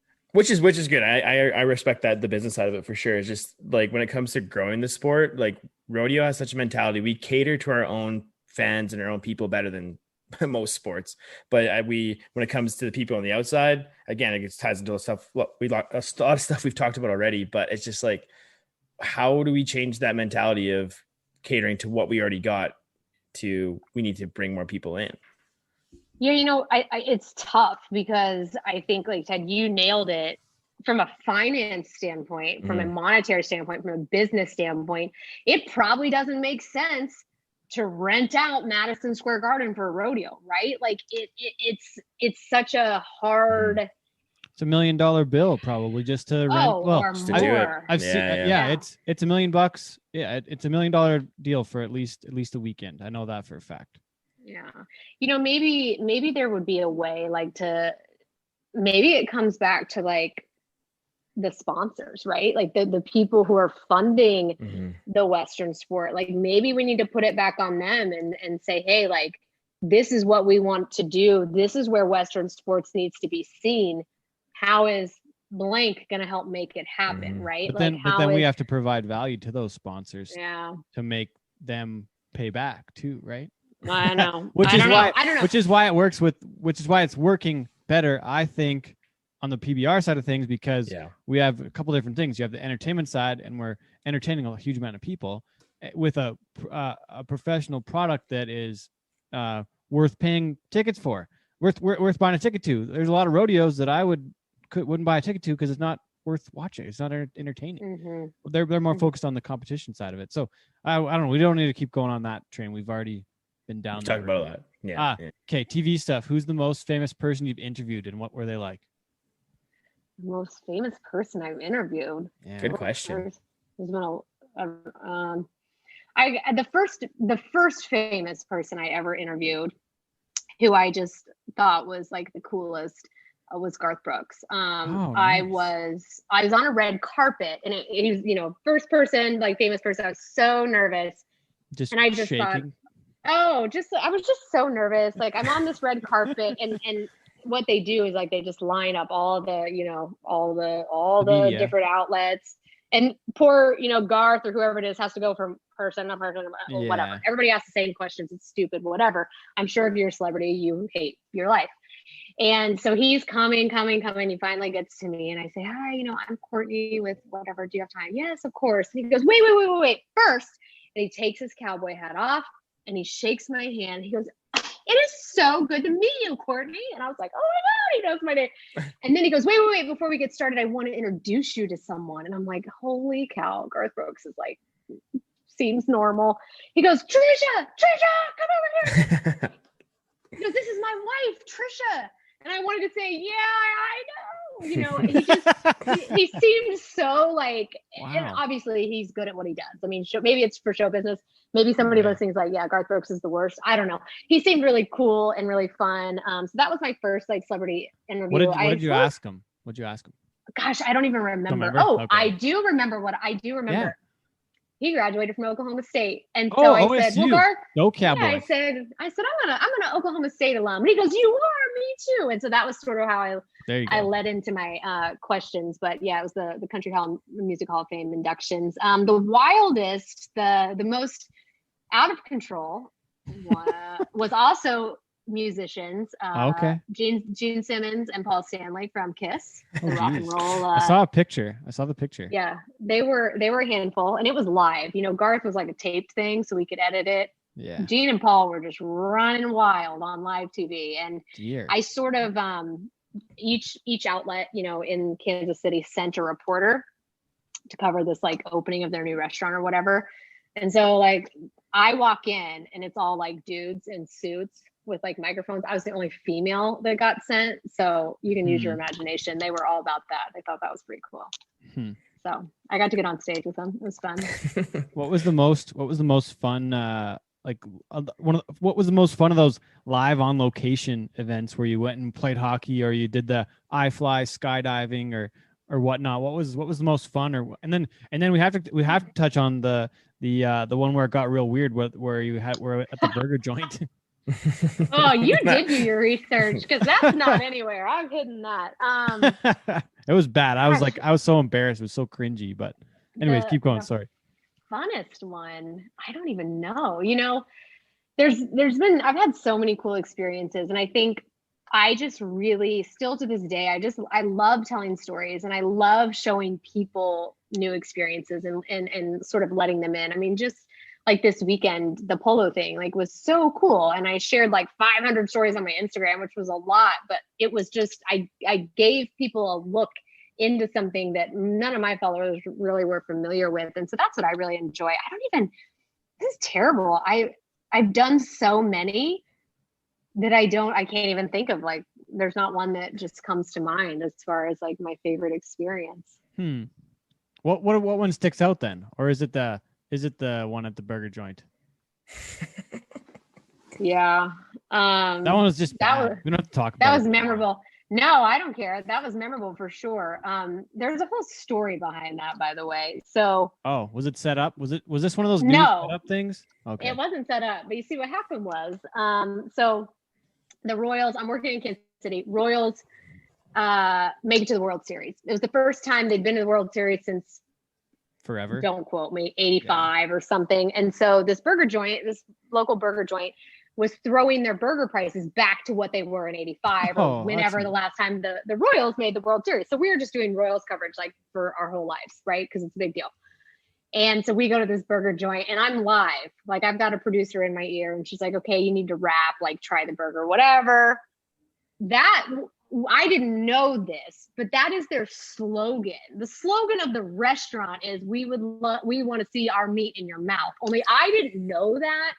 And so when he just like throws that in as he goes, Courtney, I would love to whatever. Now, what if that was bad, I guess, whatever. Like this is early, like this is before Me Too, whatever. And I can take a joke. So I just looked into the camera and I said, it's not the first time I've heard that. That's what got me in trouble. The TV station didn't think that I should have had a rebuttal. And I thought, you can't, what do? You can't what do you do? Yeah. Stand there. That's funny. Yeah, that I think 610 Sports picked it up is how and then it went viral and all hell broke loose and everybody was calling the TV station and the TV station did not think it was funny. And looking back, it was a prime marketing opportunity for me, but I was not allowed to utilize it. So. Oh no. What? So was that the worst one though then, or were there other ones that were bad like that? No, that was the only one that went viral. I called John Boehner, the former Speaker of the House, John Boehner, twice in a broadcast on accident. No and the funniest part of the whole thing, like I'm very serious, but in my ear, I hear this is in Nashville. This is my first job. Oh, no, in my ear, I hear actually it's Boehner, and I'm like, okay. And according to Boehner, and then I hear it's Oh dear. That's awesome. Was that the worst kind of gaffe? Embarrassing. Was that the worst one? That was the most that was one I should have known, right? Like I should have known how to say the Speaker of the House's name. And I did. That's the worst thing. That's the thing about TV sometimes, like, because I'm reading words, obviously, and it was even spelled out phonetically, like B-A-E, you just like in my head, I knew it was Boehner and it was just Boner kept coming out. And it was just like, there was just no return. There was no return. Oh no. And did you trip up at that point or did you just keep going? Like, did you? No, I never even black cracked out a little bit. I never I never even fluttered an eyelash. I just went right on. Like I meant to call him. Yeah. That's the thing about TV. If you just say it with authority, people will listen to it. They'll believe anything. Oh man. Yeah. Who's a white elephant interview for you? Like someone that's on your list that you really want to have a conversation with? If you've already talked to Garth Brooks, I don't know. Yeah, it's a white elephant. Gosh. Oh yeah. I'm not really interested in interviewing George. What? Why not? I don't know. I would love to meet him, obviously. Okay. I feel like in the rodeo community, I feel like George is accessible because like he has rope ins and like so I'm like, I could get to him. I want somebody I could never get to, Okay. Like the Dalai Lama. Maybe you want something like that. I don't know. My all-time like favorite singer. You know who I would like to actually I'm going down a rabbit hole here. I just watched her documentary. I think Pink is a badass. I would love to interview her. Cher. Conversation. Yeah. Cher. I love Cher. I'm trying to think of somebody that would be like more more in our like community. Doesn't have to be. Hey, yeah, we're down with it. Yeah, we like talking about Pink, Cher. They're all musicians. I don't know why. It's just musicians that are coming to mind. But musicians are cool. What do you listen to for music then? Oh man, my music collection is wide and varied. People are always surprised because I don't listen to a lot of country. I just don't. I don't listen to country. I didn't discover like what is it called? Red dirt until the college. Texas country. Yeah. That's same. when I found it too. Yeah. Yeah, I enjoy it, but I don't listen to it. Like I'm not into that. I listen to everything from like hardcore rap to girl Classical. pop, Pink. Yeah. Okay. I've got a jazz playlist when I'm feeling anxious that I like play on my Spotify. Nice. A little Some jazz. smooth jazz. Nice. Listening to my French playlist. I don't speak French. Listening to my French playlist today. I mean, my music collection is bizarre. It's Dang, all that's a over the lot. place. Do you all use over the place. Spotify or Apple Music? Spotify. I she use said. Spotify. Yeah, I Nice. use Spotify. Apple Music's for peasants. Yeah, I caved and I bought the Spotify. I like anything that, like, I love to travel too. Like I'm a huge I love traveling like the world. I love to travel internationally. So I have like all these bizarre like songs that I discover in other countries and then add to my Hear your list. repertoire. Like it's a joke with my friends. Like they get in my car, they're like, "What are we listening to?" I'm like, "Nobody knows." Okay. 18 countries so far. Is that right? Did I read that? Am I remember that? 18. Okay. So let me guess. A little bit of Europe. No Africa yet. No Australia. Nope. But you've been South America. I'm guessing. Done South America. Yep. South Okay. America, Europe. Yeah. Done some random islands, like Barbados, couple random Yeah. island trips. Yeah, I had all these grand plans like in between the PBR schedule. I was going to go to like Australia or somewhere super far and then come back and then the pandemic. So what's the next on your list? Where are you going next? I would really love, Australia and all those places are cool. Like I will definitely get to those someday. I was sort of looking into the like Japan, Vietnam. Nice. I've never done any of that part of the country. I would love to do that. It's just so far. It's like, it takes so long to get over there. Yeah. What's the most like travel? What was the most, or have you had an experience yet with culture shock where you get somewhere and you just lose your mind because there's so many people and it's freaky? No, I would say the most like culturally, because I've done all of Europe, I would say the most like culturally intense was Peru, especially the poorer villages and stuff were kind of eye-opening. Yeah, probably Peru was my most, not like culture shock, but just it's very, very different, different than all of Europe. And the Southeast Asia is very populated, and when I went, it was the smells and the people got me. When I was like 17, It was the first time I traveled ever, like outside of North America. I'd been through lots of the states with my dad, and we'd travel across Canada, but like I had never been anywhere. But going to Southeast Asia was a total shock to me. That one, there was a lot of people in it, and it smelled really funny when we were in downtown Bangkok, and I was like, "Oh, you did Bangkok? Yeah, I was. Did you like it? Would you go back or no?" I would like to go back now and see what it'd be like now, because that would be a different experience. When it was my first time being on a plane like overnight, and that was. It was a lot for the first one. I wish it would have been eased into it a little bit, but yeah. You did. You went all. We really did it, and we were gone for like 3 weeks over Christmas. It was quite the tour, but would recommend though Southeast Asia for sure, and Japan too. Japan was interesting though, being like I think I wore my cowboy hat over there because I was 17, and that was all I knew at the time. And the folks in Japan didn't really love American folks from really from the old thing that happened in 1945.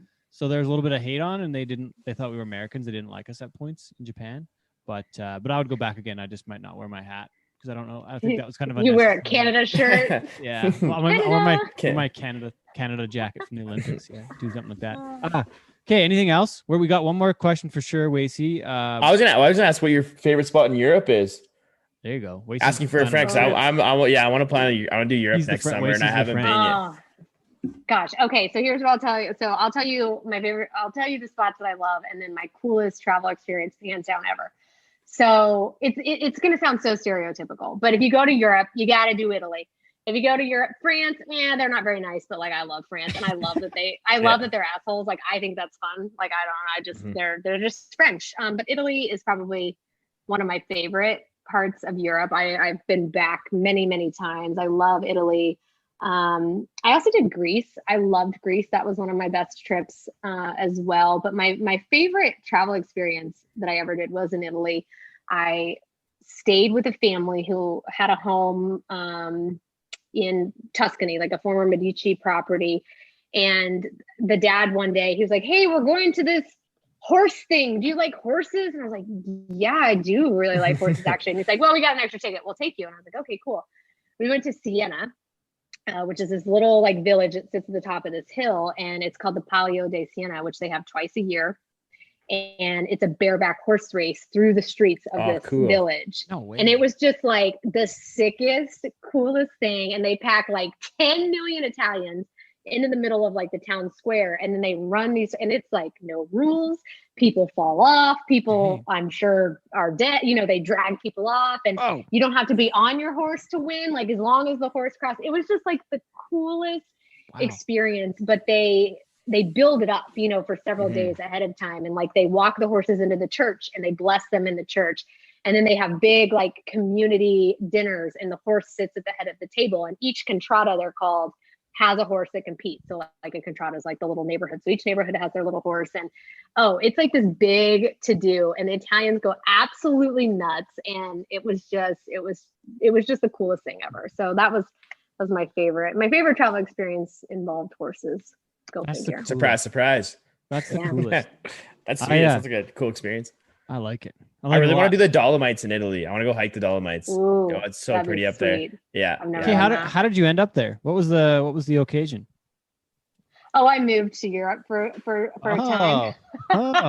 Yeah, when I left my first job in TV, I quit, and turns out you don't just like get another TV job right away. But you know, I was 22 and didn't realize that. So there was no TV, like there was no work at the time. And I decided I was going to move to Europe for a bit. So I bought a one-way ticket. I actually lived in Prague in the Czech Republic.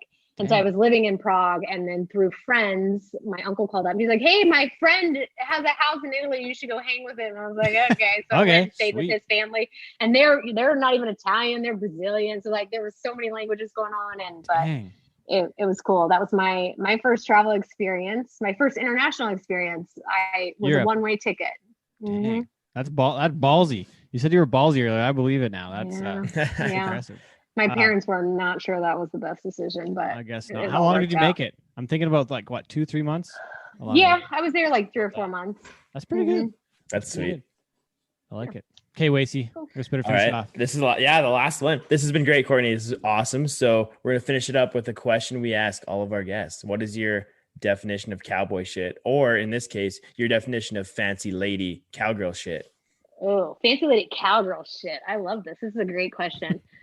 My definition of cowboy or cowgirl shit is owning who you are unapologetically, no bars hold, like just authentically owning who you are. And if that means, you know, you live in a big city and love the hell out of it and you call yourself a cowgirl, great.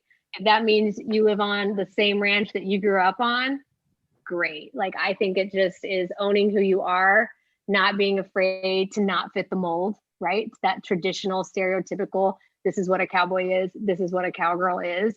I think it's sort of molding it into your own definition of what cowboy and cowgirl is. And I think that's like the most cowgirl thing ever, right? Like redefining the rules, rewriting the rules, because that's what cowgirls and cowboys, that's what they've always done. Do you think we are in the wrong by calling it cowboy shit, or should we be a more neutral term? I'm curious on your thoughts on that now. Should it be both, or should we ask you about what would, you know, it's funny because I sometimes, when I'm talking about stuff like with Fancy Lady Cowgirl, I call it cowboy. To me, a cowgirl and a cowboy are the same thing. Mm-hmm. I don't have any problem identifying as cowboy. Like, you want to call me a cowboy? Cool. Like, I will own that title. What would the gender, like, I don't know what I think it's kind of neutral. That's what I'm trying to get at, is like, I'm curious on your opinion of it, because I feel like cowboy shit is more an essence of, it's an idea of something, or it's not gender specific. It might have a boy on the end of it, but I don't take that as being simply a male piece, I guess, or a definition. Yeah, no, I totally get it. It's the same with Fancy Lady Cowgirl. People are like, what about the boys? I'm like, I only called it cowgirl because I'm a girl and like I'm a cowgirl. Yeah. Fancy Lady Cowgirl, I tell lots of badass men's stories as well, and I'd love to incorporate more of it. Yeah, I think cowgirl, cowboy doesn't matter. I think it's sort of an all-encompassing title, and I personally am more than happy to wear either title. So I like it. I guess the only other other side would be what? We could potentially be a fancy gentleman cowboy. That'd be the other definition. Okay, that maybe? that could be like, I would love y'all's input because I have asked all the men in my life, like, hey, is it like fancy? Oh, we don't want to be called fancy. We don't want to be, is it dapper gentleman cow? I'm like, that's too wordy. Like I haven't figured out what the good branding is for the men, but I don't know. I'm fancy looking up gentleman right now. cowboy's not so bad. I don't think fancy. I think it's just. I think it's a different word. I'm looking up. Yeah, that's the trouble. Yeah, looking up synonyms here. What are we thinking here? Well, there's like no good words for fancy. I like y'all's hats, by the way. Those are like really sick. Let's wrap it up here quick, and then we'll. I'm just gonna. Well, Sean will get the edit, and I'll write this number down. 132. I just want to give you a plug on the website, and then. Wrap it up, and then we'll bullshit some more quick before we gotta go. Okay, thanks Wacey for no, I decided the other way. Thanks, Ted. Thanks Courtney for being on the show today. This was awesome. We had this was such a great visit. I appreciate your time. We've I don't know, we haven't actually met before, but we talked a time or two on maybe Twitter or something back and forth. But anyways, I appreciate the time today. Thanks for doing the show with us. That was an awesome conversation. Been awesome. It's been great. Yeah, look forward to meeting someday somewhere down the road, and maybe getting to the Fancy Lady Cowgirl event in Dallas next year, or Vegas, or where are you thinking? Anywhere. Hey, we're coming to Canada as soon as you let us all in. Calgary. There we go. Awesome. Yeah. We appreciate it. Thanks for doing this. Check out CourtenayDeHoff.com for everything she's doing, the podcast, Fancy Lady Cowgirl, her TV work, her acting work. We didn't even talk about your acting work. What the heck? It's a short career. It's okay. Okay. Well, thanks for doing this. We appreciate it. Thank you. Super trooper beams are gonna blind me, but I won't feel blue like I always do. This one's, I don't know the words. Somewhere in the crowd there.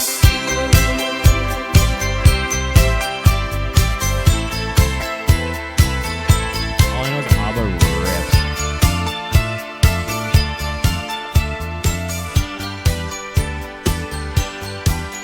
Well, we're back with episode 95 of Cowboy Shit. I'm Ted. He's Wacey. Thanks again to our guest, Courtenay DeHoff. Do you have anything else to say about that show, Wacey? Anything to confess? No, I'm good. Sean and I were taking bets on what exact, what the time, like the timestamp on like when you maybe. Yeah. I talked to Sean this morning about that actually, and he called. He knew the exact moment. Yeah. So, anyways, that was where you fell in love. Fooled around and fell in love. Yeah, literally. What's the Oh, actually, like this. Here we go. Like one of these. What's that? Dreamweaver. Ooh, dream. It's like that when you see like a movie when that comes on. It's like, I just died in your arms. It's like it happens on Hot Rod when he sees that girl for the first time. Oh dear. Oh, fuck. Yeah. Needless to say, Wacey, he's a big Courtenay DeHoff fan. Yep. She's pretty cool. That was the heck. But like, in all seriousness, great interview. Oh yeah, lovely show. Yeah. Thanks to Courtenay for being a part of it. Yeah. There's some relevant topics that were covered there that are good timing wise. Let us know what you think on the show, and if you're a new listener and new to the show, but a fan of Courtenay's, give us a shout. Tell us what you thought of the show. Send us a note. Give us a shout. We transfer us appreciate $20. No. Check out the merch. Check out Courtenay's merch too if you haven't seen that. CourtenayDeHoff.com. You can check out her merchandise line, but and check out her events. She's got a lot of stuff on the go. So She's a busy woman. We appreciate her taking the time to do the interview with us. It was a while ago now, a couple weeks ago, but and because we want to get it done, because right now we're in the middle of the Calgary Stampede. We're day 4 today. It's Monday. End of Pool A. Pool B starts tomorrow.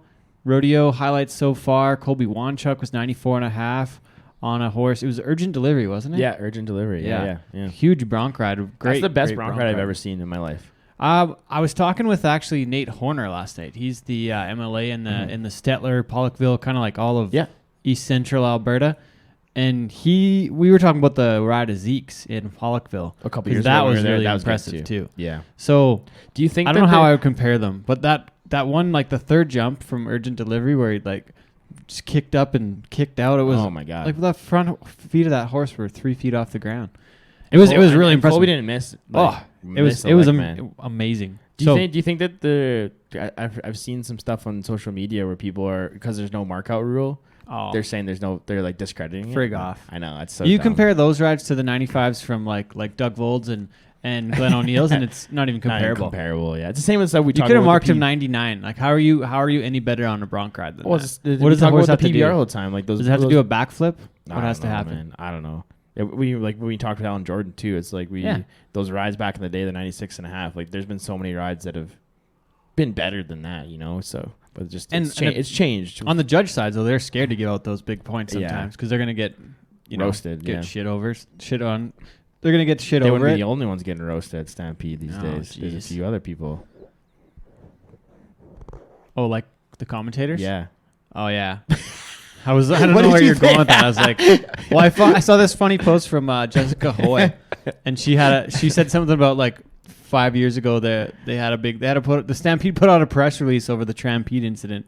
They said these do not represent our values at the Stampede grounds. I'm like, why would you get into that? That's you don't fucking even talk about that. I know. There's just one of those things, just like out of sight, out of mind. You just leave it as it is. That was not on Park. You don't have to tell us that. We realize this.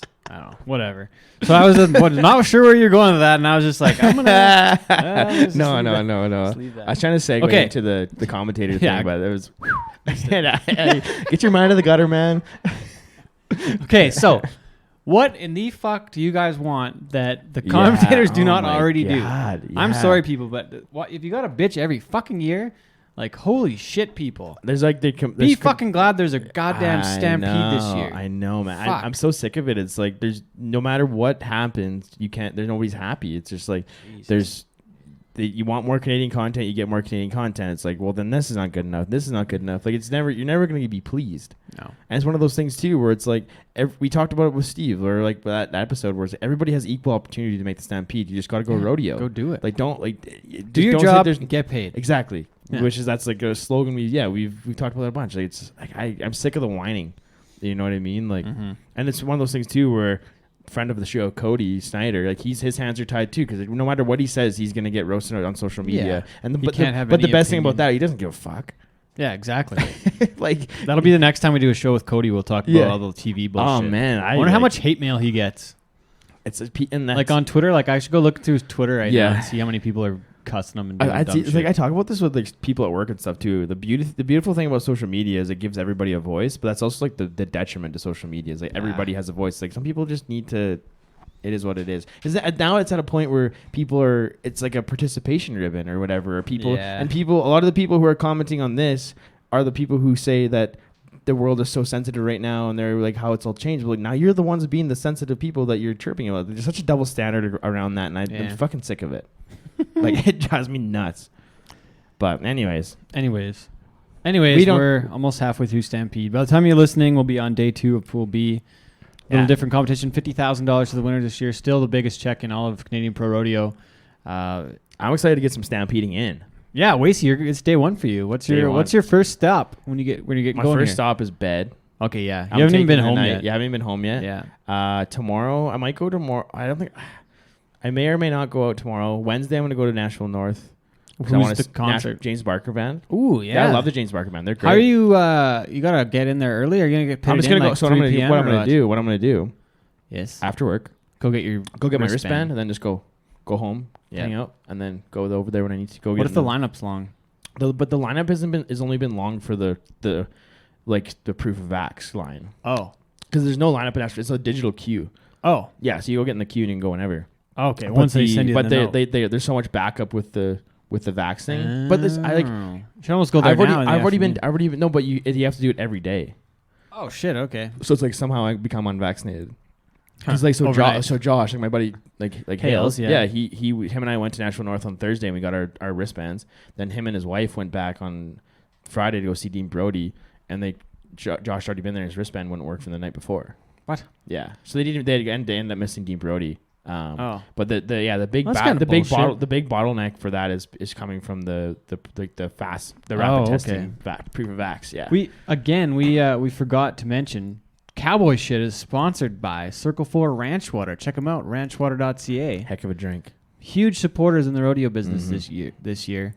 Breaking on the market. It's been cool way. to have like a company like this that supports like Right. what we're doing and people in the Yeah. industry, and it's like truly a good product. Like it's so good. Like I drink more than my fair share of them, and I've given out a few to some of my friends, and like I bought a converted flat them like a over. week ago and they're It's gone. gone. Yeah, they don't They last. seem to evaporate. Yeah, they're super good. Looking so at you, Storm. you can get them like all over Alberta and Saskatchewan now. Like if Yeah, you tons have of an places. opportunity, if you haven't tried them yet, like give them a try. They're so good. And, I have tried the U.S. ones now and prefer our Canadian version of the ranch water. So oh wow, nice. yeah, take that, Yeah. America. And Sorry. and then also great people behind it. Like they're yeah, absolutely. they're our kind of people. So we're happy to work with that group and continue to Another support each great other. product. Oh, Also a sponsor of Cowboy Shit. Manscaped. Yeah. Manscaped is the best and below the waist grooming champions of the world. That makes no sense. You didn't read it right. That's okay. Manscaped offers precision engineered tools for your family jewels. Yeah. Manscaped How about it? just launched their 4th generation trimmer, the Lawnmower 4.0, which you and I have tested out. As we Yeah. mentioned in the first section, like Would it is- recommend. Would recommend. It's a great product. And the greatest promo code of all time, I think. Yeah. Kinda biased, So but join how over about that? 2 million men worldwide who trust Manscaped with this exclusive offer for you. The listener. 20% off and free worldwide wide shipping with code HUGEBUSH at manscaped.com. That's right. Code HUGEBUSH. That's 20% off, free shipping, manscaped.com, using code HUGEBUSH. Unlock your confidence and use the right tools for the job. Manscaped. Nicely done, Waze. Nicely done. Oh. Stampede highlights.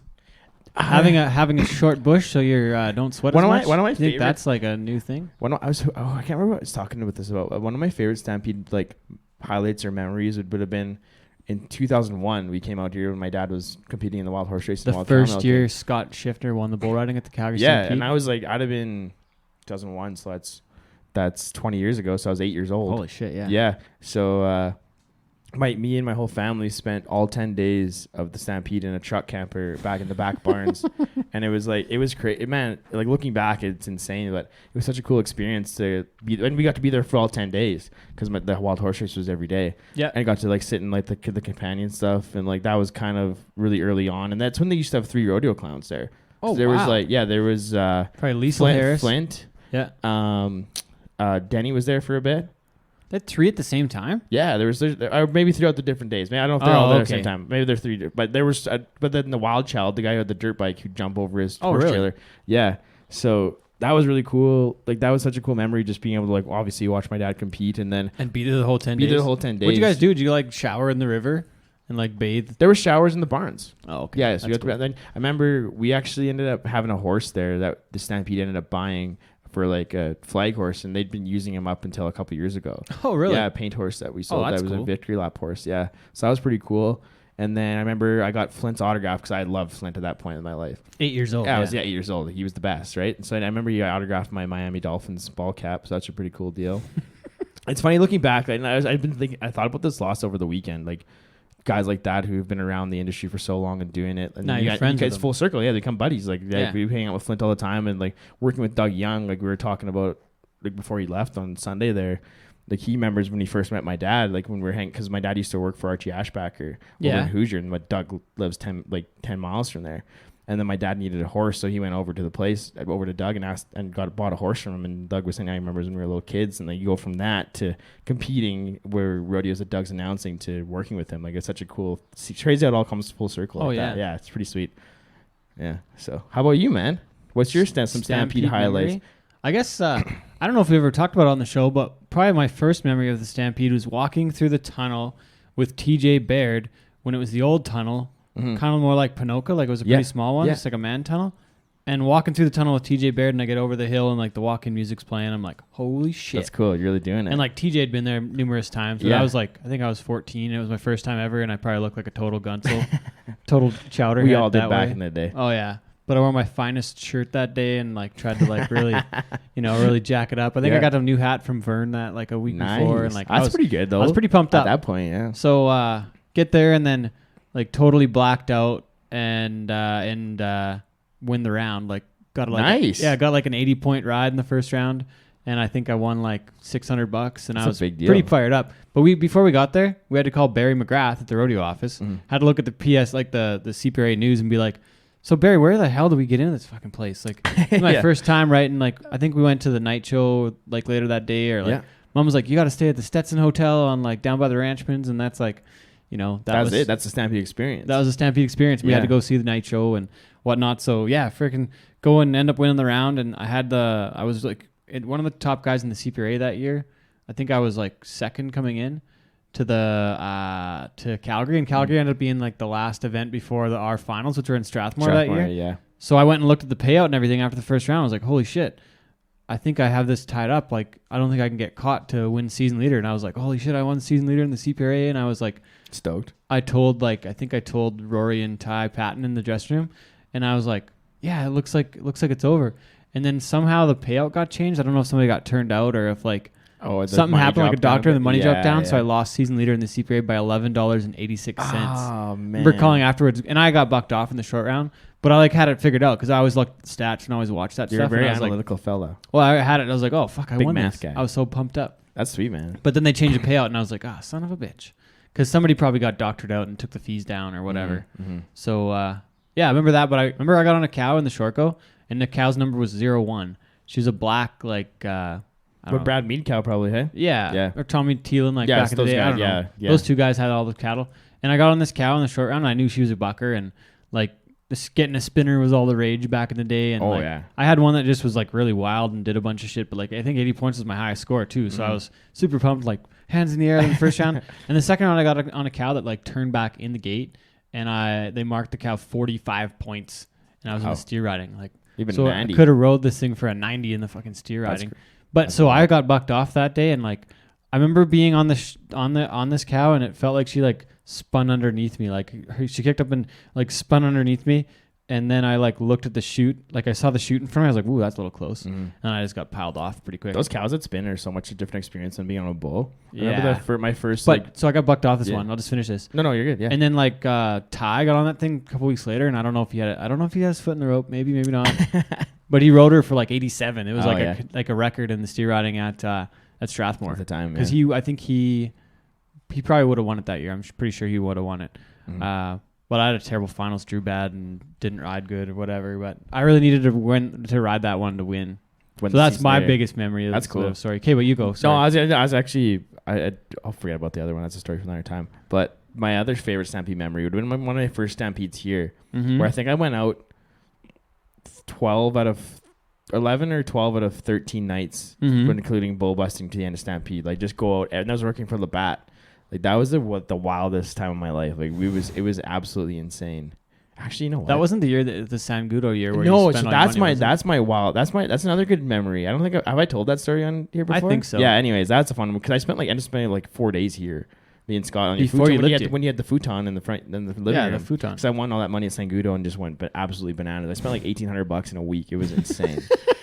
I'm never gonna be broke again. I got lucky because I won Craven the second day, and then I won Dog Pound the next Wednesday. So I got all my money back within 3 days. So my mom never found out. Yeah, that's good. It's funny. My sister and I were having a competition that summer to who was going to win the most money, and I fucking crushed her. But not a big deal. Sister. But I remember I got back from St. Gudo because I went home first before I came to the city, and I had my envelope of cash, and they were riding horses down the laneway, and I just looked at my sister and I just waved my wad of cash at her, and then by the time I'm coming home on Sunday from Crave or Monday from Crave, and I have $20 left in that envelope. Best week of my life for sure. Man, the last thing we got to talk about before we're done here today. Check out these caps. Ooh, yeah, that's huge. Cheyenne Frontier Days cowboy shit hats. Right? That's a huge, that's so big. Like if we're going to break into the U.S. in like a big way, it. If we could like pick a way to do it, I think this was the way. There's not many other ways you want to do it. Right? Yeah, that's like one of the most iconic rodeos in the U.S. Probably the most. Yeah. Probably number one. When people think of rodeos, they think of the dad, right? They think of the daddy of them all. Now we got some cowboy shit Frontier Days hats. Right? Nice red and black custom hats. For Cheyenne, we just shipped them in a box the other day. They got a few in the store. I got to thank my friend Stu Pearson with the Wrangler Network and Get Western Productions for getting us connected with Randy at the store in Cheyenne. And he's like, hey, maybe for next year we'll look at getting some like red and black and red and black hats with the arrowhead on them. And I was like, what's the arrowhead? And I went and looked. He's like, yeah, like their logo. He's like, the logo. I was like, holy, like that's huge. Wow. Yeah. And I'm like, hey, Randy, I can probably get these done now for this year if you want. He's like, yeah, do it up. I need 144. I was like, holy shit, that's like nobody's bought that much of one hat at all yet. Oh man. So I was like, I'm gonna get it done, and I'm gonna send it down to you, and we'll get it done. So yeah, check them out this year at Cheyenne Frontier Days. Will they be online Cheyenne, too? Wyoming. Can you get them online or no? Maybe from the Cheyenne store. We haven't got to that yet. I got to call Randy and see if we can do a couple too for up here, a couple extras. So we'll see it. But anyways, thanks Cheyenne if you're a Frontier committee, a rodeo committee, need some cowboy shit ads. Hit us up. Call us up. We'll see what we can do. We got you. Okay. Thanks again to Ranch Water. Check them out, ranchwater.ca. And Manscaped. Get 20% off. Free worldwide shipping. Yeah. Code HUGEBUSH. Manscaped.com. Check it out. Thanks and again. don't forget to buy your cowboy shit. Yeah. Cowboy shit. Code WASTE10. Check it out. Follow us. Check them out on the at all our retail stores as well. All across the country. Now in Cheyenne, Wyoming at the Cheyenne Frontiers gift store. Not a big Check deal. them out. Not a big deal. Again, Wacey, thanks for being here every time. 95 episodes and counting. Storm, thanks for doing all of our video. Thanks for doing what you do. And I want to talk about something quick before we wrap Sean up. Morton. Storm's Instagram story she did the other day, like good. kind of formally introducing herself on the Instagram story. That was excellent content. So yeah, thanks for doing that, Storm. Kudos to Storm. That was awesome. That's good stuff. We need more of that. I guess. Well, now that I'm back for Stampede, content factory. Yeah, we'll get some stuff done here. Yeah, it's gonna be fun. Thanks everybody listening. Appreciate you being part of the show, and we'll catch up with you again here soon. Thanks for listening, Cowboy Shit. Ted and Wacey. We'll see you.